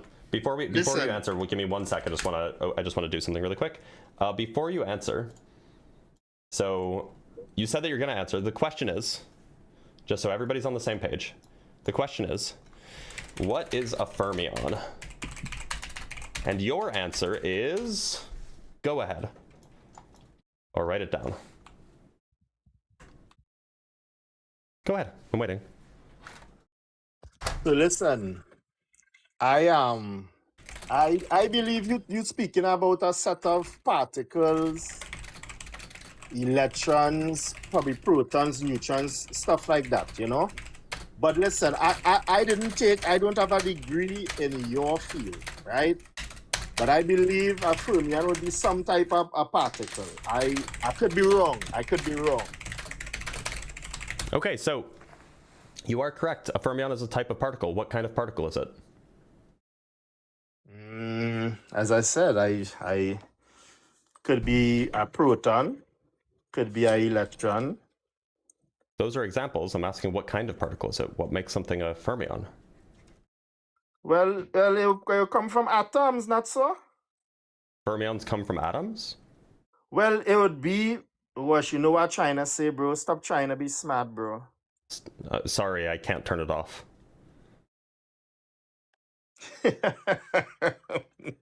Okay, so you don't know what a fermion is, which is fine. It's a fermion is any fundamental particle, or rather, it's just any particle with. Don't do that. Don't do that. No, I mean, you don't know what a fermion is. You guessed that it's some kind of particle. Right, but But here's the thing. That was obvious. That was obvious because I said fermion particle. I answered you. Don't try to do that. You answered. Your answer was just not correct, right? Yeah, but then you asked me a next question. You asked me what it is. I told you a particle. I asked you what it is. I answered correctly. I'm sorry. Then you wanted to ask me what kind. If you, maybe I can clarify. DBR, are you a Christian? Yes. So if you asked me, what is a Christian, and I told you, oh well, it's a kind of human, do you think that would be answering my question, or do you think that I would be answering your question? No. I would. Well, let me answer. No, at the get-go, I would tell you you're wrong. I wouldn't tell you you're kind of right. A Christian is a follower of Christ. So if you say, if I just told you, oh, it's just one of these kinds of humans, and I didn't tell you that it's the kind of human that follows Jesus, then I wouldn't be correct, right? No, listen. I am telling you, you would not be correct. Is a follower of Christ I wouldn't tell you are part correct. I would say, listen. Yeah, you're right. So that's why you're not part correct either. No, but you said I was correct. You said that I was part. Yeah, well, yes, you're correct. So I answer you. I mean, it's true. It's true that fermions are kinds of particles, but that's not what a fermion is. A fermion is a specific kind of particle. That's the question. That's why I called it a fermion particle earlier. But bro, you asked me what I is already a told fermion, you that it was a kind of particle and I told earlier. You a particle. You asked me what is a fermion. I told you and if you asked me what a Christian was, and I said, it's a human. You didn't expect kind of me human. to know that. You had to do 1,000 degrees to find out what that is, and you didn't expect me to know that. So it's hurting you now. So you trying all how to show the audience. You trying all how to show the audience that I answer wrong when in actuality I answered correct. Well, you know what I mean? It's not correct. Then you went on to ask a further question. What kind is it? So I told you, bro, I don't know. Yeah, so a fermion, like by definition, and in fact, I told you this earlier, that a fermion, I used the phrase fermion particles earlier. So obviously a fermion is a particle. It's a specific kind of particle. That's what makes it a fermion. It's not any specific kind of particle. It is a specific kind of particle. Just like how a Christian is not any human. It's a specific kind of human. What's the name of the specific kind? What's the name of the specific kind of fermion you talking about? It's fermion is the name for a particular class or type of particle. It is particles with half integer spin. That's what makes it a fermion. It's not just any particle. Is it like atoms, electrons, protons, neutrons? Is it like that? Atoms are not necessarily fermions. Electrons are. Protons and neutrons are not fundamental. I said that. Okay, I'm glad you said that. Atoms are made up of electrons, protons, and neutrons. Sure. That doesn't mean that atoms are necessarily fermions.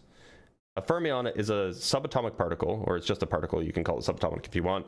That has a half integer spin, so it has a spin of 1/2 or 3/2 or 5/2, etc. It's not just any old particle.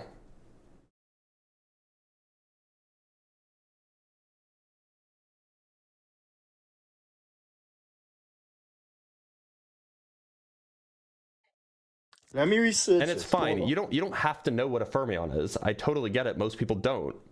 But it sounded I like you did- were trying to talk from authority, like you knew what you were talking about, and you weren't. No. You asked me a question. I told you, if you go back and read it, I told you, bro, some kind of particle. I said I didn't do no big degree like you. Listen, there's a bunch of people. Some kind of particle is not a complete answer to the question. Listen, there's a bunch of people that know more than you. So stop trying to Of be course there cocky. are. There's a But this bunch is of something people that I know. This is something that I know more about than most but of the world. Yeah, but somebody taught you. Somebody Yeah, teach of you course, this. of course. Right. So I know more you, about this than 99.9% of the world population. right, because you choose this field. But Right, if, let me I say, agree. if a billion people they choose, okay, I want to know this, they would come and learn it, and some of them might have didn't agree, some agree, whatever. Just like certain maths equations, you cannot do. You gotta go research it, and there's people that is their field. They know how to do it. Okay. So yeah, you The ain't all point that bright. is that You you ain't all that perhaps bright. You shouldn't just have. you just normal. You just The point normal. is that perhaps you shouldn't act authoritative on a subject that you're not authoritative on, especially in a conversation with So somebody who is listen, authoritative listen on that where subject. you're being flawed, right? I told you I could never be authoritative. You just trying to win argument. I told you I never took a degree on the matter.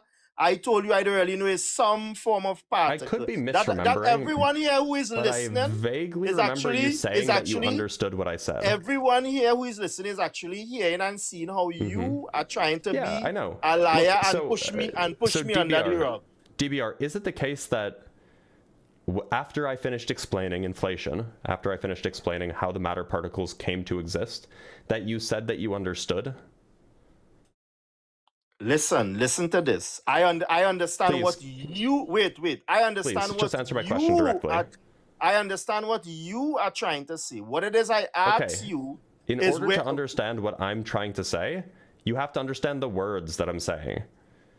so But I so don't here, think that you knew what the word, like you didn't even know what a fermion was. You just thought it was some kind of particle. But a fermion is a specific Right. kind of particle. In fact, it's the Right. particle, it's matter particles, as opposed to say Right. photons, which are electromagnetic, which are particles for the electromagnetic field, which are not matter.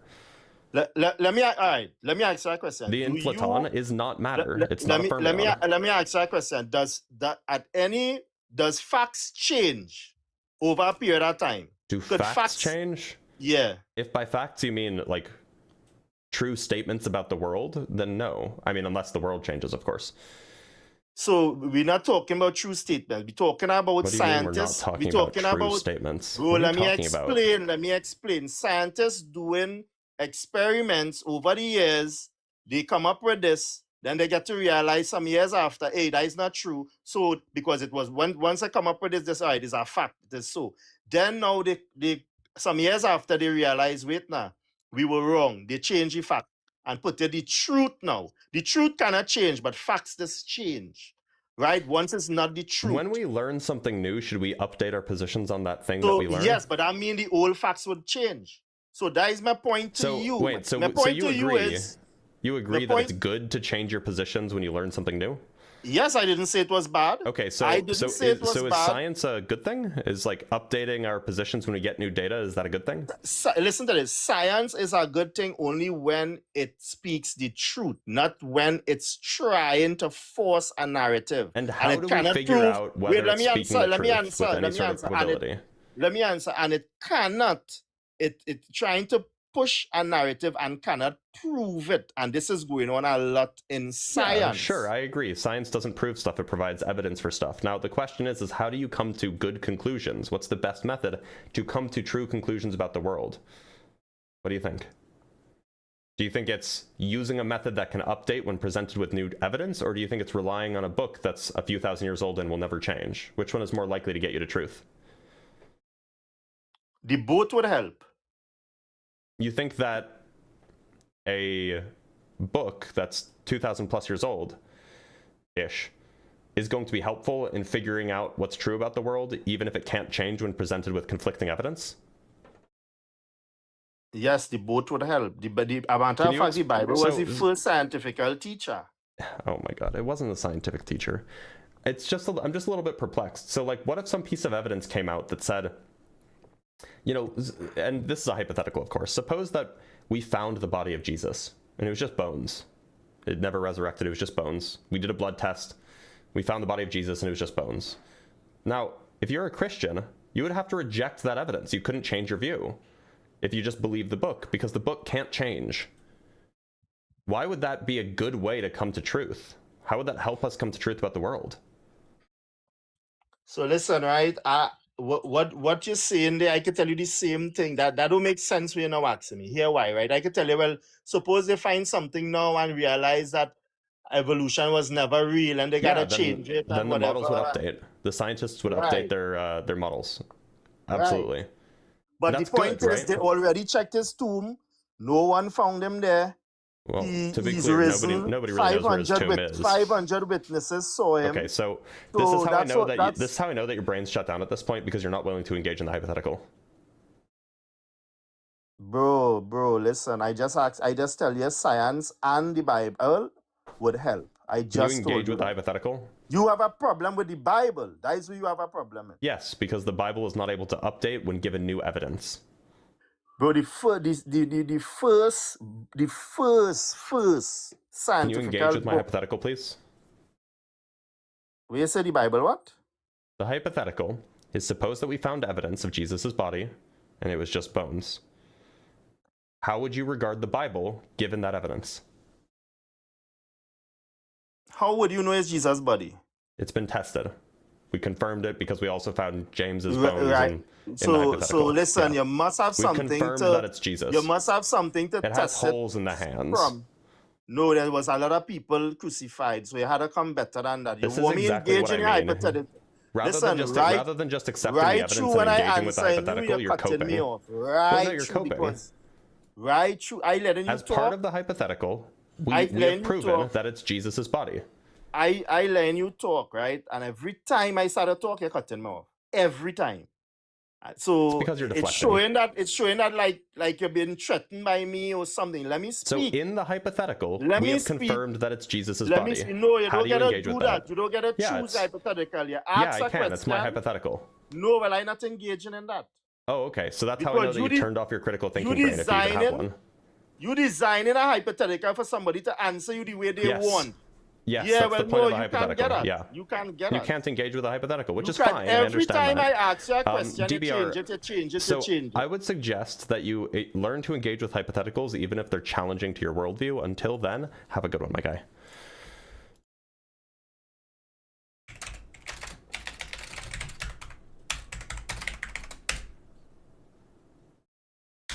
That's how you know. That's how you know that they're not going to engage in good faith. If they can't engage in a hypothetical, then it's not worth talking to them anymore.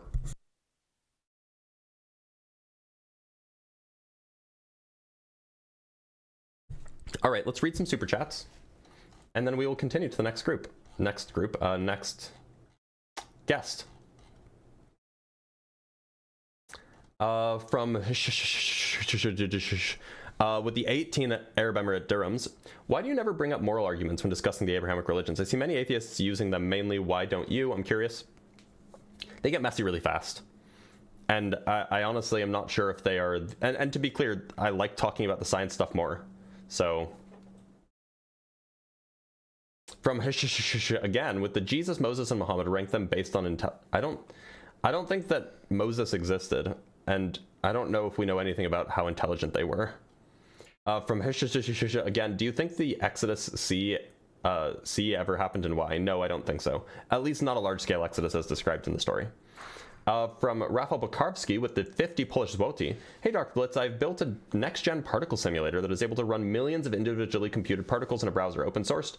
Wish to show and talk about it videos on my YouTube. It sounds very cool, but no free clout. Actually, this wasn't free, so you can have the clout. Go check it out, guys, if you're interested. From again, can you explain why you think Adam and Eve is false? Yeah, if you just go look at the genetic evidence that we have, it is true that all humans descend from a singular female, and all humans also descend from a singular male. We call Y chromosomal Adam and mitochondrial Eve, but they didn't live at the same time. So they couldn't have been Adam and Eve. From Andy Gambino with the 5 pounds, it makes me laugh. These callers deny science, but have no proof that the Bible or their God is true. They have no investigative analysis whatsoever. That's true. Yeah. From with the between Dharmic religions and Abrahamic religions, which do you think have a higher chance of being true? And the concept of heaven, hell, and reincarnation. I don't really give credence to any of them, but I'm less well informed on the Dharmic religions. So, from Empiricist with the $2, smartest Beep Kent Hovind follower. I feel like I'm missing something. From Lycon with the 1,000, is that yuan or is that Japanese yen?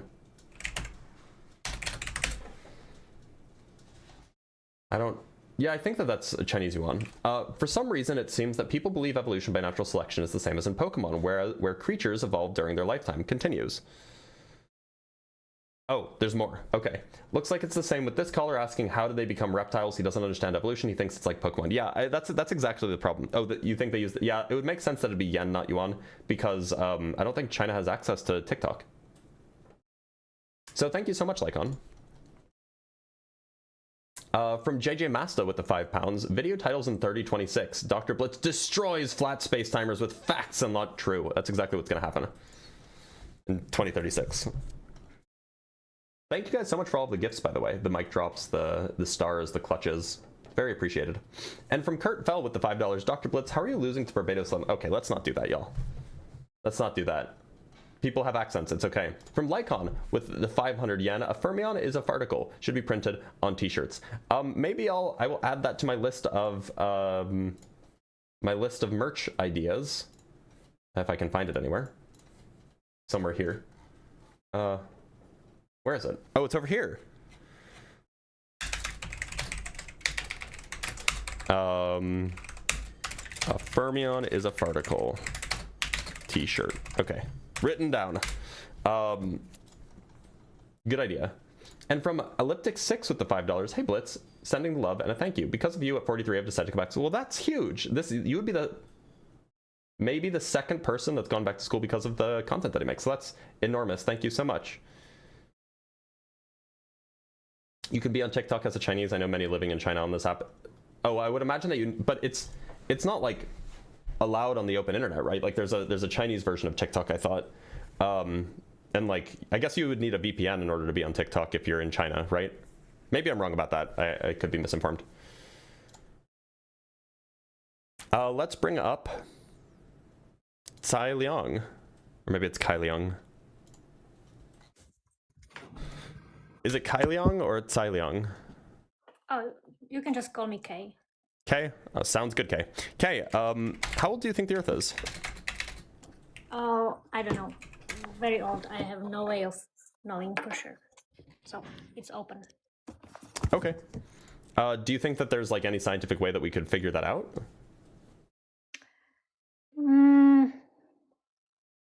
For sure we can. I don't think at this point. Maybe in the future with more developed science we can get a bit better idea. I don't know if we can know for sure the exact. Yeah. So I mean, you know, probably I suspect we'll never figure out like exactly what date the Earth was created on. You know, like June 14th, 4.68 billion BC or whatever. But I think that we can probably get a pretty good estimate within 1 or 2% as to how long ago the Earth formed. I mean, we've been doing this for 60 or 70 years at this point.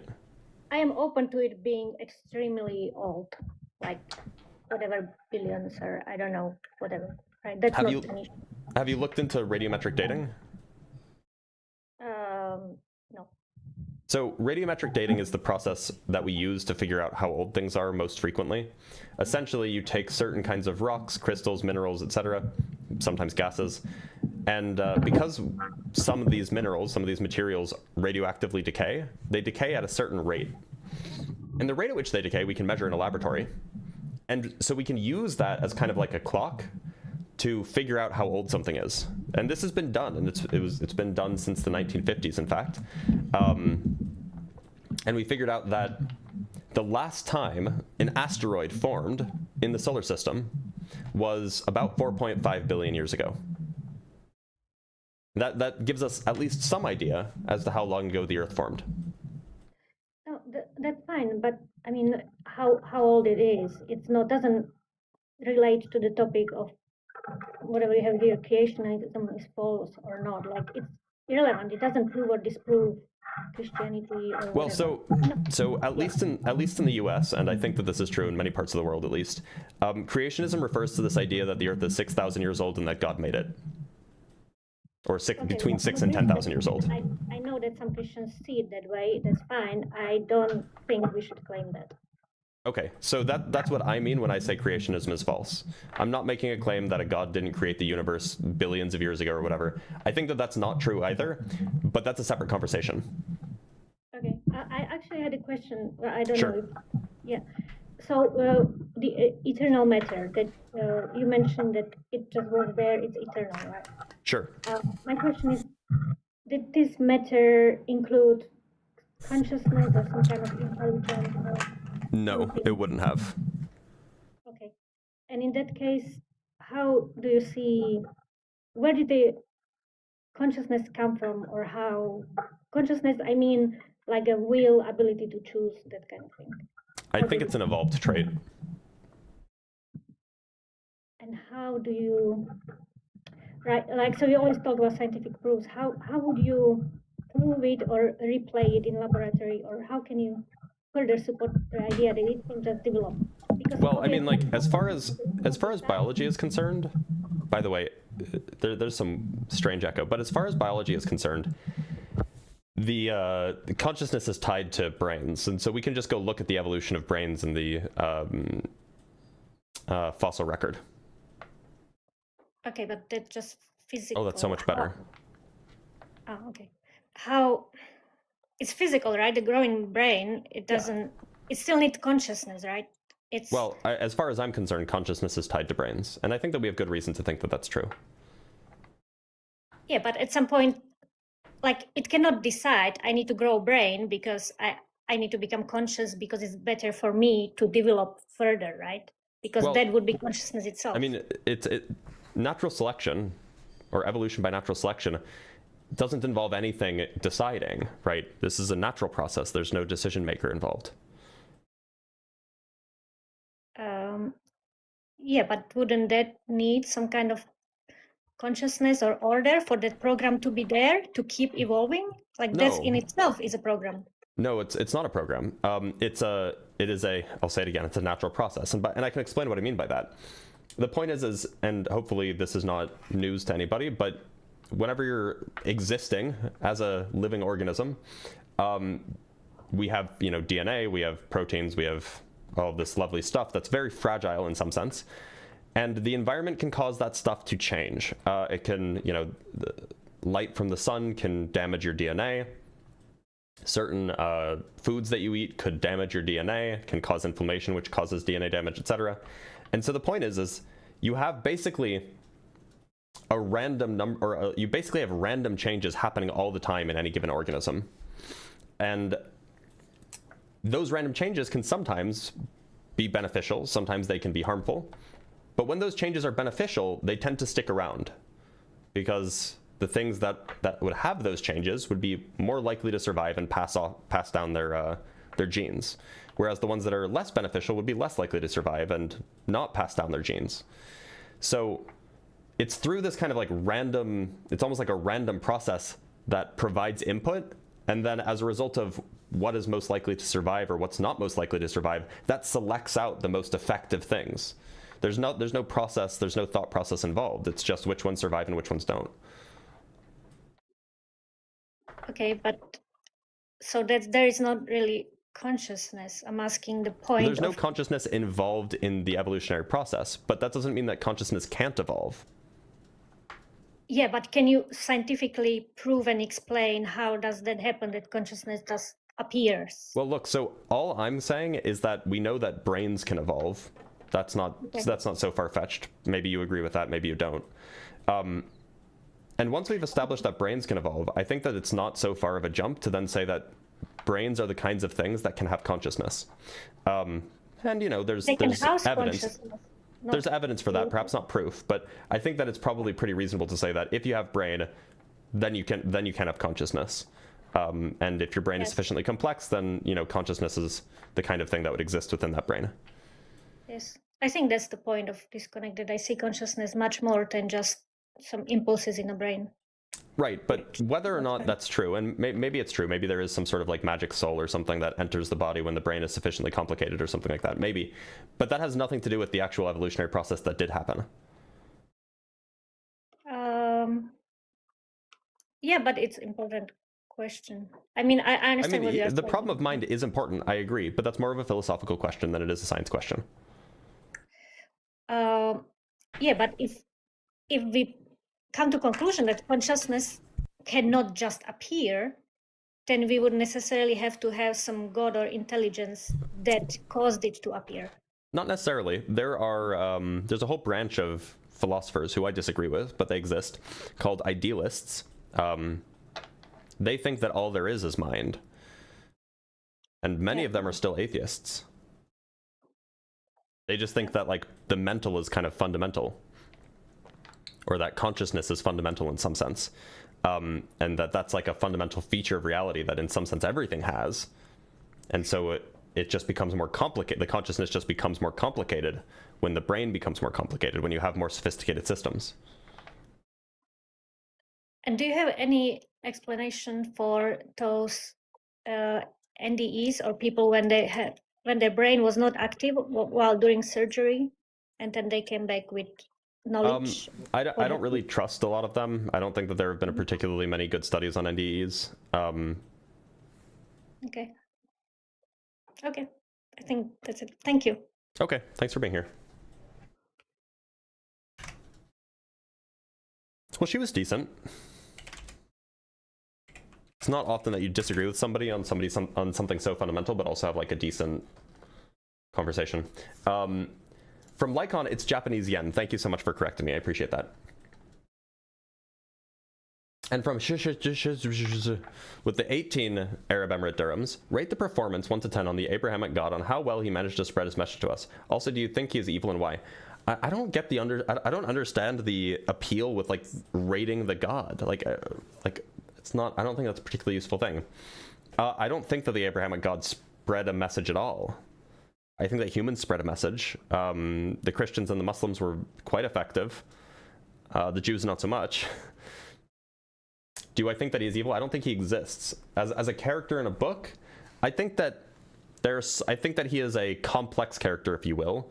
Perhaps I think he has an interesting character arc, depending on which books you read. Definitely has done some evil things in the story. Definitely also been a paragon of love in some other parts of the story or something. So, that's just because it's not one story, right? All right, let's talk to Jinx. Hello? Jinx, how's it going? It's going good. Glad to hear it. Jinx, how old do you think the Earth is? I think it's like probably from when the universe formed, like, you know how the universe formed like 13.8 billion years ago, right? So it's probably within the range of how we estimated it. Like I heard that you were saying like we knew this since like the 1950s due to like grammatic rocks. Like we just know how to calculate like the Earth's like age due to rocks, right? Well, it's a little bit more complicated than that, but yes. Yeah, so I think it like probably formed after like we know that like planets formed after stars or star systems like formed, so probably like after that, but like not immediately after planets formed, but like more later than that. So like probably 3 billion to like 4 billion. Okay. So why'd you come up? Oh, but like wait, this isn't about like the Big Bang being false, like, or something? No, it's about specifically creationism. Creationism, as understood, at least in the political context, at least in the standard conversations, is understood to be a statement about how old the Earth is. Oh, so like religion-based, like, textual, like, oh, I'm sorry. My fault. Yeah, creationism is a religious thing. Yeah, okay. I get it. All right, well, thanks for being here. Oh. Can we talk about, like evolution, or, like, evolution? You'd have an easier time talking about evolution with Erica, also known as Gutsick Gibbon. So try okay. calling into the line next time that Eric is live, or Forrest Valkai. Forrest Valkai also knows a lot more about evolution than I do. Okay, thank you. Of course. All right, let's bring up a guest from Discord. We have a guest, Dr. Puppy. Dr. Puppy, you are on the show. How's it going?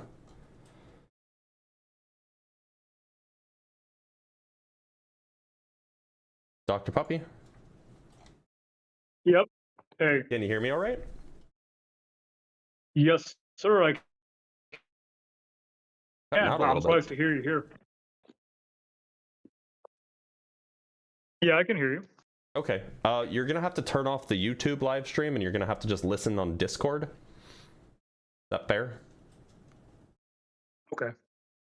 Because otherwise Yeah, there'll be a totally. huge delay.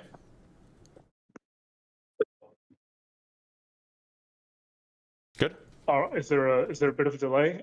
There shouldn't be if we're just no, chatting I on think I Discord. hear you. So off the live stream. I'll turn that off right now.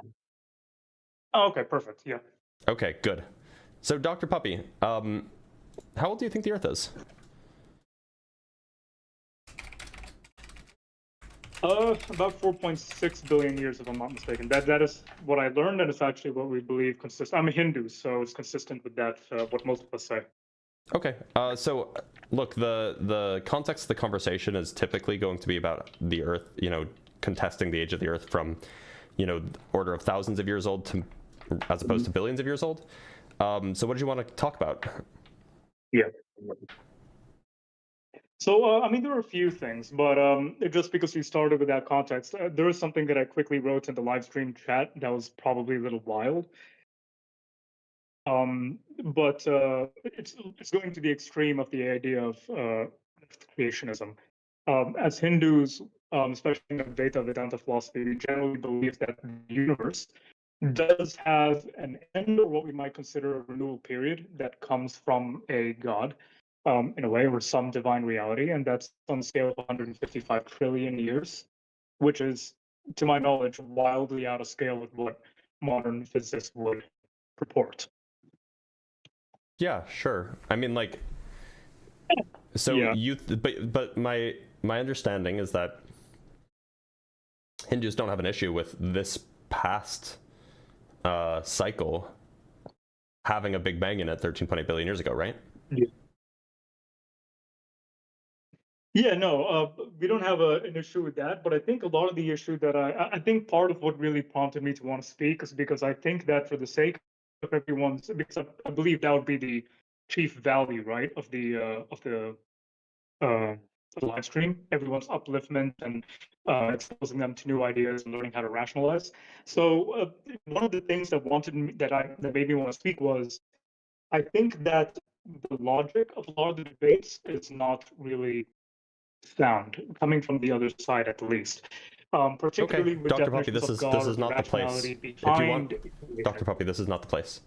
If you want to comment on, the other side, or if you want to comment on the structure of the debates or the logic that's used in the debates, that's fine. That's a conversation to be had in the comments. It's not a conversation to be had in the live. So I'm going to let you go. But I do thank you for being here. It seems like you wanted to get into the meta and talk about,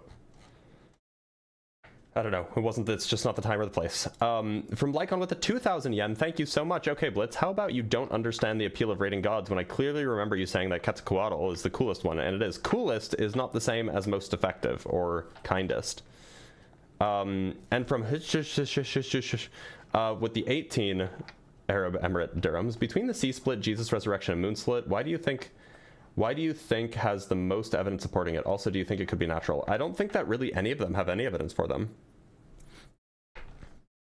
I just think that I don't think any of them do. The most evidence?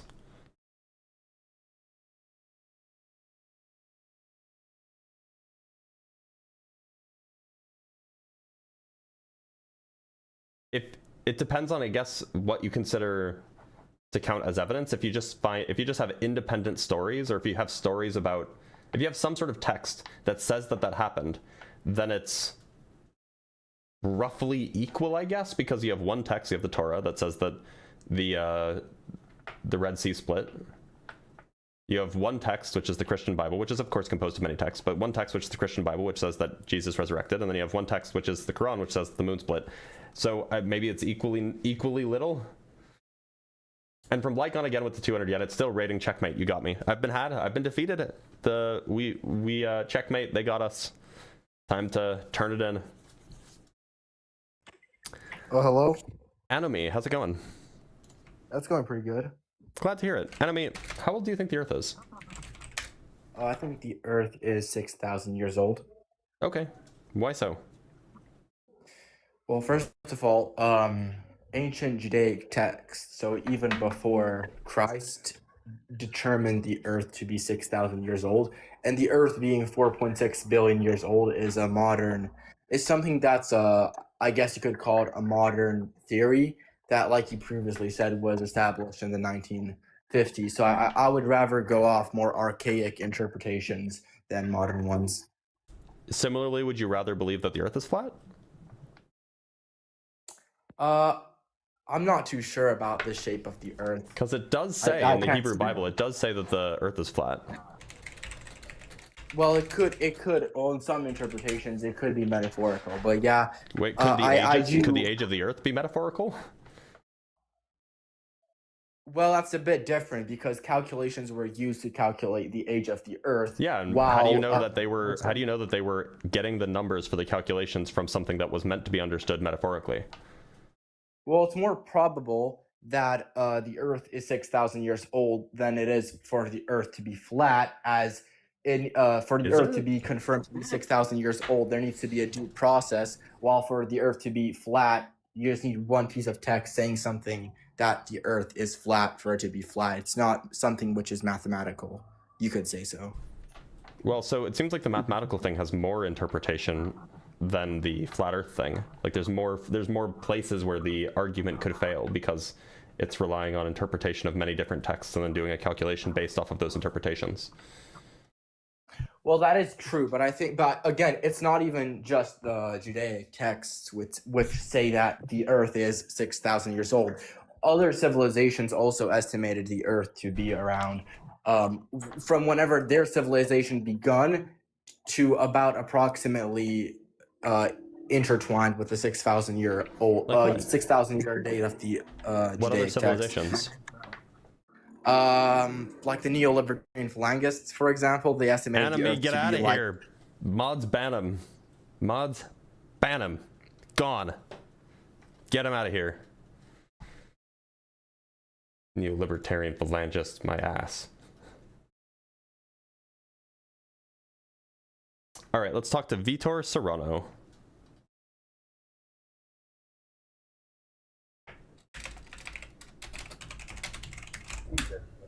Vitor Serrano, how's it going? Vitor, how's it going?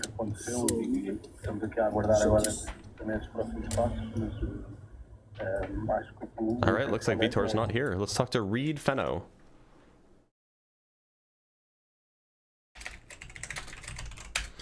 Hello? Reed Fenno, how's it going? Great, man. How are you? I'm doing all right. Reed, how old do you think the Earth is? Personally, I'm not sure if I have enough information to really make an informed decision or debate you. But I wanted to talk to you about the premise of your question. Okay. So, personally, I'm agnostic, but I would argue that it doesn't matter whether creationism or like religious scripture, any of this, is true or false. And I'd argue that it is just a necessary device for a cooperative human society. You don't think it doesn't matter if it's true or false? Yeah. Do you think that it matters if anything's true or false? Sure. But I think even if it is a false idea, it's something that we need as humans. And I want to approach that via free will. Well, to be clear, I don't think that we need that the age of the Earth is 6,000 or 10,000 years old as humans at all. It seems completely unrelated to the social structures that you're proposing that religion plays a role in. Secondly, there are plenty of religious traditions that don't even have that kind of age of the Earth. We did just speak with a Hindu fellow who takes the Earth being 4.5 billion years old, and the Hindu civilizations, of course it's not just one, but civilizations in that part of the world that have believed this sort of thing for thousands of years, and it's been fine there. So you definitely don't need a belief system that incorporates a several thousand-year-old Earth in order to form a useful social structure. No, I agree with you entirely. I'm not personally educated enough to debate you on the length of the world's existence. But so I think why do even I mean, like, do you think it's just not important to believe true things? I would argue that whether it's true or not, religion and creationism and all these scriptures are necessary for a cooperative society. To be clear, religion is distinct from creationism. I think religion and religious scripture as a justification for creationism. You think so? Do you think that religious beliefs that demand creationism are required for structured society? Not necessarily. Okay, but so then the creationist view is not necessary for society. I would argue that it doesn't. I would argue that whether it's true or false doesn't matter, and that its justification is still genuine or justified. You think that it's that it can and maybe we just come from different places. I think that it's important that people believe true things. I think that there are genuine trade-offs in that respect. So okay, I don't think that there's any benefits to believing that the Earth is 6,000 years old. Okay, do you mind if I ask Could you give me an example? Yeah, sure. So what's your stance on free will? Do you think there is genuine free will, or no? I don't think, in the libertarian sense, no, I don't think so. Okay, so but that's also an independent question from whether or not the Earth is 6,000 years old. Do you okay? Okay, fair enough. Do you think that even if you don't believe free will is functionally true, we have to, as a cooperative society, act as though it funcally does? I don't think we have a choice. Yeah, I don't think that there's a should. I don't think that we have a choice. Because if free will, if we didn't think that free will existed, then that we couldn't indict criminals, then humans would lack their purpose, right? You can still just to be clear, you can have a notion of you can reject free will. You can be some sort of determinist. You could be a compatibilist, by the way. A compatibilist is somebody who thinks that it's possible to have no free will and also be a determinist. Sorry, it's possible to have free will and also be a determinist. And you can still have a notion of responsibility for crimes. Yeah, so you can still punish criminals even if there's no free will. There's no issue there. Well, I wouldn't. Okay, we'll expand on that. How do you think you can punish a criminal for wrongdoing if you believe they never had the ability to choose to do wrong? If the cause was internal, if the proximal cause, meaning the immediate cause, was internal rather than external, we can punish them for it. Because regardless of why they did it, if the cause came from within them, then it is reasonable to expect that that kind of thing can happen again. How can you discriminate between internal and external if it's pretty easily? But to be clear, I'm generally in favor of rehabilitative justice. So I don't think that punitive justice is particularly valuable anyway. I think that it's only worth punishing someone insofar as it'll produce a better person on the other end of the punishment, or a better society in some sense. But you can distinguish between an internal proximal cause and an external proximal cause by just examining the circumstances, right? So if for example, you're driving your car and through no fault of your own, you suddenly have a stroke, right? And so you lose control over perhaps a stroke's a bad example. I understand what you're saying. Yeah. So something happens, I don't know, something happens and causes you to run into somebody, right? This wasn't this wasn't through the fault of your brain. This wasn't directly caused by your brain taking certain actions or doing certain things. And so we would not ascribe responsibility to that person. There was no intent there. Exactly. And intent is not related to free will necessarily, by the way. But on the other hand, if there is some sort of intent, then you can hold somebody responsible for that thing. Now, there are some crimes where it doesn't matter whether or not there's intent, in which case we just punish the person anyway, but that's neither here nor there. Yeah, if your brakes failed, that's a good example. Thank you, EB. Yeah, so, okay, so then in your car example, you know, there's, I think you would, in a functional society, you would ascribe much more intent for, you know, someone who swerved the car, they, you know, took their hands on the steering wheel, swerved the car into, you know, a family of children. Yep. Then and the proximal cause there would be their internal state, internal state of affairs, their mind, their brain, whatever is causing them to do that directly. So you don't believe that so in a scenario in a society where those two things did happen, you know, one person, identical people, where one has the brakes fail and the other one just starts accelerating and crashes into somebody. Exactly. You think it? I don't understand how you would be able to discriminate between both of those if you believe because that one there is was genuinely no free caused will. internally and the other one was caused externally. That's a distinction that we can use to distinguish between behaviors. So I don't follow your internal versus external. I understand your idea that one is a decision making. No, but those are distinctions, right? If there's an internal cause as opposed to an external cause, those are distinct. The external cause is the family of four getting. The external cause is like your brakes failing.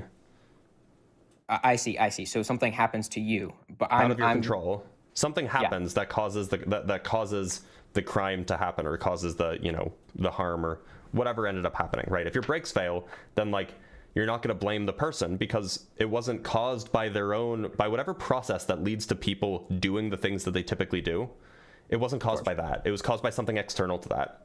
Whereas if somebody just decides to step on the brakes, examine them or whatever, all right, whatever caused that decision-making process, even if it was completely deterministic, it still happened internally, and that's a distinction. I see. Okay, I would take issue with your use of decision there, because if there was no free will in that sense, then it's just you're just reducing it to the human's actions. Yeah, but it's still you can have decisions without free will. You can have a will without free will. Free will is a particular kind of will, right?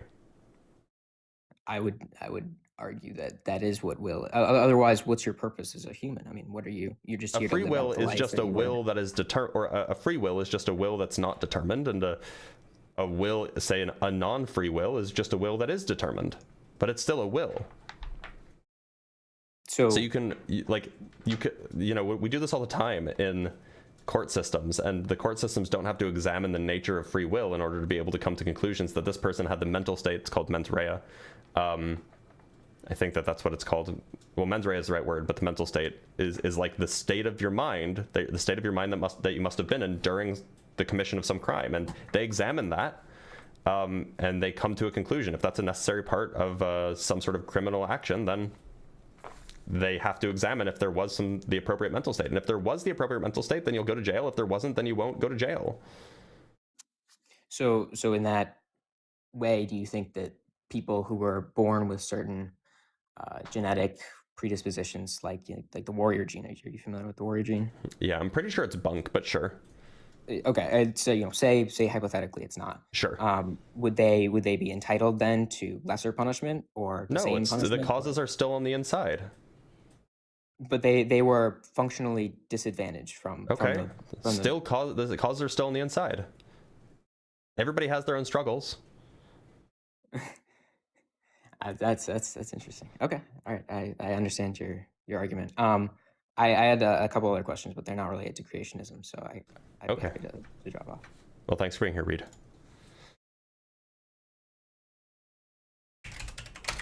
Now, of course, by the way, this position does get a little bit hairier when you start talking about strokes or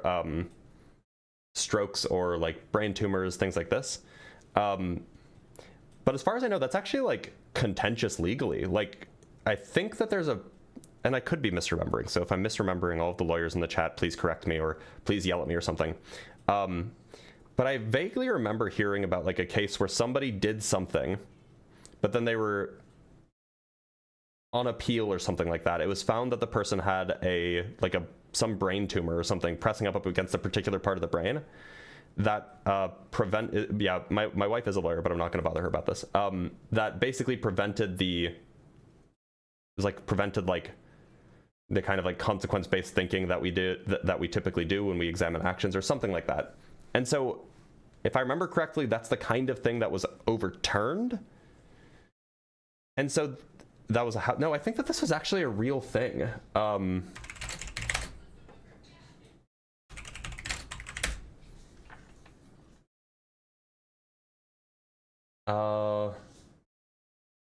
Yeah, I think that this was a real case. Charles Whitman, yeah. Okay, yeah, it was Charles Whitman. This was I guess he shot up University of Texas in 1966. Okay, no, so I'm remembering the case poorly. So he did have a brain tumor, I guess. And then they found out afterwards, during an autopsy, that he had a brain tumor associated with the region, or a brain tumor on the region associated with emotional regulation and fear response. But I guess this wasn't something that was overturned, so I was remembering incorrectly. But anyway, that's the kind of thing that like makes this a little bit more finicky. But whether or not free will exists, you're going to run into the same issues. All right, let's read some super chats. From Logic and Reasoning with the $2 Australian, 4,000 gods, 3,999. Not true. One more fake for me. Fact. Fair enough. From where does the Bible say the earth is flat? In a few places. There's one famous line that I just had it pulled up just a minute ago, but I must have closed it. Let me see if I can find it somewhere. It says the earth is like clay under a seal. Like the clay beneath a seal. It's Job 38:14. The earth takes shape like clay under a seal. Its features stand out like those of a garment. So imagine that you have like a seal. It's like a lump of clay, and then you press down on the seal and you have like little jagged bits underneath it that show you like the seal shape. So that's the idea that the earth is flat. It's like a disc, but it has like features on it like mountains. That would be one example. There's a few other verses that definitely allude to a flat earth. From again, what do you think the black stone on the Kaaba actually is? Also, who do you think originally built the Kaaba? I have no idea. Can God show himself? Free will still exist, and why? Yeah, I think that there is a problem with if God has free will. That would be a little bit confusing, because then there's a part of God that's contingent. From JJ Master with the 20 pounds, very generous. Thank you so much, bud. We shouldn't punish criminals because they didn't have free will. Well, if I don't have free will either, why is it bad for me to punish them? Why am I asked to be more than the sum of my deterministic parts if criminals aren't? Good point. That's a fair point. But then the question is like, should we be punishing them in the future? From Dr. Fudge with the $5, mens rea is guilty mind, actus rea is guilty act. Thank you. This is why there are lawyers or lawyer adjacent people in the chat. From Eat Some Shorts with the $5, Star Trek Voyager had a good episode on brain states and crimes, season 7, episode 13. I wish, if you had told me the title, I probably could have known that off the top of my head, but you didn't tell me the title. Oh, well, okay, you did tell me the title. It's called Repentance, but... Oh, yeah, I remember this episode. Yeah. There's a funky alien who's, like, extraordinarily violent, and then there's the guy who, like, killed somebody.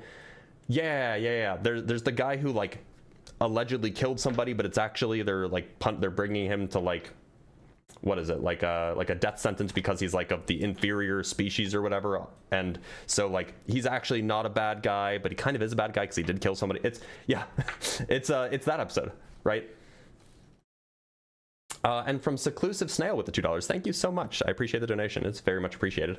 And from with the $7.29, can you prove that God does not exist? I mean, I can provide arguments for it. Proof is a matter of mathematics, if you will.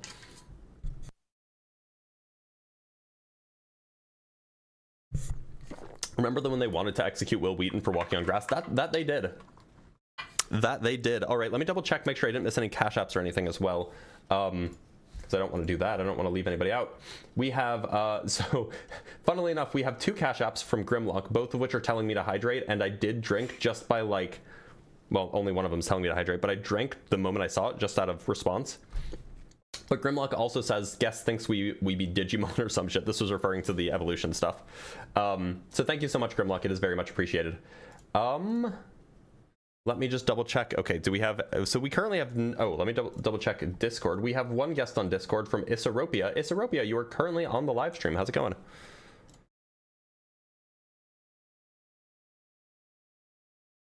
Hello? Isaropia, you are on and I can hear you just fine.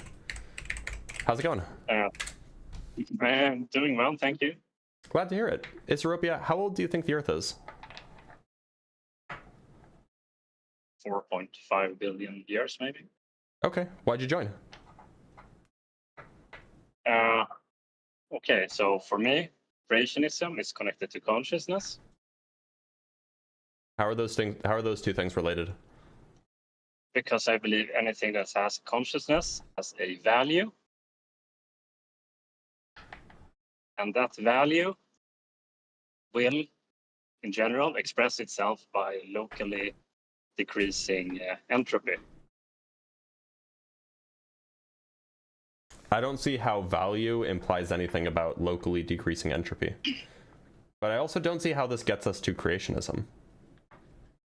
Okay, so if you think about any living beings, at least to my understanding, you take a virus, bacteria, humans, whatever, they will multiply, grow exponentially under ideal circumstances. Yeah. Do you agree about that? Yeah. Yeah. So for me, what I connect them is fundamentally why they do that. And the global, at the most large scale, you can look at something is that they are decreasing entropy. It's the opposite of what the universe is doing. But they don't decrease entropy, they increase entropy, or rather they increase the rate at which entropy is increasing. Well, you can't even talk about the local entropy of like the inside of a of like an organism. Like that's not a well-defined notion. What? I think it's a general point that any living being, I eat food, I get bigger, they get more children, more compact matter. Right, but it's not, I don't think it's correct to say that that's locally decreasing entropy. Okay, then I think we are in disagreement about that. I don't think that there's a way that you could compute the entropy of an organism. It's not in thermodynamic equilibrium. It's not even close to thermodynamic equilibrium. So in a organism, but if you look at the larger scale, the organisms, the planet Earth, well, I do agree. Humans are and organisms in general are increasing the rate of entropy production on the Earth as opposed to decreasing it. Externally. Yeah, they locally decrease it at the expense of. No, but they don't where is it locally decreasing? Where is it locally lower? What do you mean? They multiply. They. How is that? That doesn't mean that the entropy is lower. In a certain frame, it's going to be lower. In what way is it lower?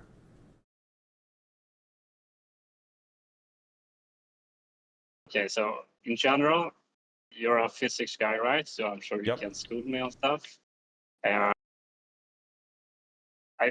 least for me, whatever combinations of macro states you have, you can say, but very simplified. You can tell me if I'm super wrong. But if you have a puzzle of 1,000 pieces, and you take this puzzle and you just cut every piece in half, you have 2,000 pieces, right?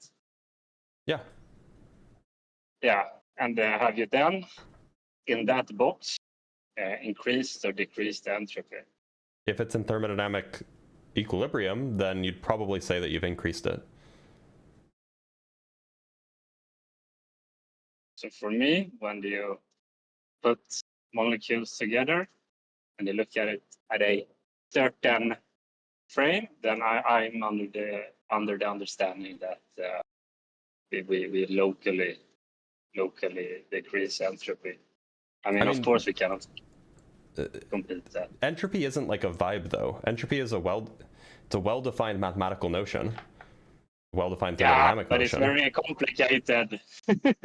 I'm sure you understand it better, but I don't what I'm saying is that necessarily. it's probably just not correct to say that there is even a well-defined entropy inside of a living organism, or that there is a well-defined entropy for a human society, or for the Earth as a whole. Okay, so is the sun locally increasing or reducing entropy? When you say locally, do you mean like is the entropy contained within the sun going up or going down? I'm saying that the photons that radiate out from the sun, that they don't accelerate any decay of other planets. So by emitting I'm just being photons, the focused. sun is increasing the entropy. Yeah, exactly. Locally, when it's fusing together, those atoms, then it's decreasing it, right? No, it's not decreasing it. It's increasing. Okay. Okay, well, then in that case, yeah, sure. Maybe I'm wrong, but I cannot really understand your arguments why living beings, as they multiply, why they are Well, not at there's just not a least- well-defined entropy for complicated, far from equilibrium systems. Yeah, okay, but if you would ride along with what I'm saying, and let's say that it would be a well-defined, I don't think there's a lot of interest in science in that aspect, so probably never going to be anything. But that's the philosophy behind this take, I guess. The philosophy relies on like a vague notion of entropy. Yeah, I guess. I mean, you can say that, but yeah. But then why would I want to? Why would I think that the philosophy is correct if it's not even well formed? It's not like well formulated. Yeah, but do you? Okay, let's assume that you even could Okay, imagine let's assume that decreasing. organisms. Sure, let's assume for the sake of argument that organisms decrease entropy locally, and increase entropy more elsewhere. Okay, sure. Assume it. Now what? How do you get to creationism? Not that they are decreasing it externally everywhere I said else. locally. I mean, they increase it more elsewhere. Sorry. Yeah, exactly. Yeah. Let's totally suppose agree that's with true for the sake of argument. How does that get us to creationism? I mean, the creationism is from that value, wanting to or somehow being in a preferred state. Where So you either creationism can is a construct- creationism is a theistic position. It involves a divine creator. Not necessarily. I mean, if you would just say that everything that is is I connected mean to that the- is just to what do that. that is what it means. Like, and like, look, it sounds like it. Okay. Are you Swedish perchance? Yeah. Okay, so I know that you guys start learning English when you're like 2 years old or something, which is crazy, and your English is excellent. But at least in like the United States and the UK, creationism is like the way that this word is used is to refer to a specific kind of theistic creation story. Yeah. So that's the context of the conversation that I wanted to have here, and that's what I thought you were going, but maybe not. Oh, okay. Well, probably not. So maybe I'm wrong out. Sorry. No, you're fine. Isarupia, thank you it's for fine. being here. Have a good one. Thank you. It's the Swedish accent, gets them every time. From Lycon with a 2,000 yen. Japan is a largely non-religious country, I'd say atheist, where most people see religion as mostly tradition, yet society functions and it's a great place to live. No need for scriptures. Yeah, that's roughly my idea.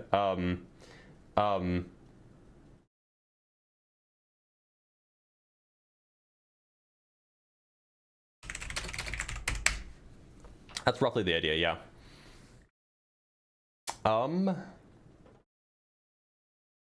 From Seclusive Snail with the $5, do you believe the universe stretches back infinitely? Was the Big Bang such a threshold that such belief is unverifiable? Is uncertainty inevitable? I don't think uncertainty is inevitable. If it's the case that there was something before the Big Bang, then I think that we could figure that out by looking at like gravitational waves that would have passed through the singularity, which is a thing. So that's definitely worth considering, and something that I think is worth studying. All right, y'all. It turns out that I have a painful sinus, which is hurting my jaw quite a lot. So I'm actually going to end the live a little bit early, just because I'm not interested in continuing to talk for a long time, and we have no guests in the box. So I'm going to end the live stream here. I will see you guys tomorrow with Ask a Physicist. Ask a Physicist will definitely end a little bit early because I have a meeting tomorrow at 11, but after that, or before that, you will have me here to answer questions for you. So thank you guys so much, everybody, for being here. I will see you guys tomorrow.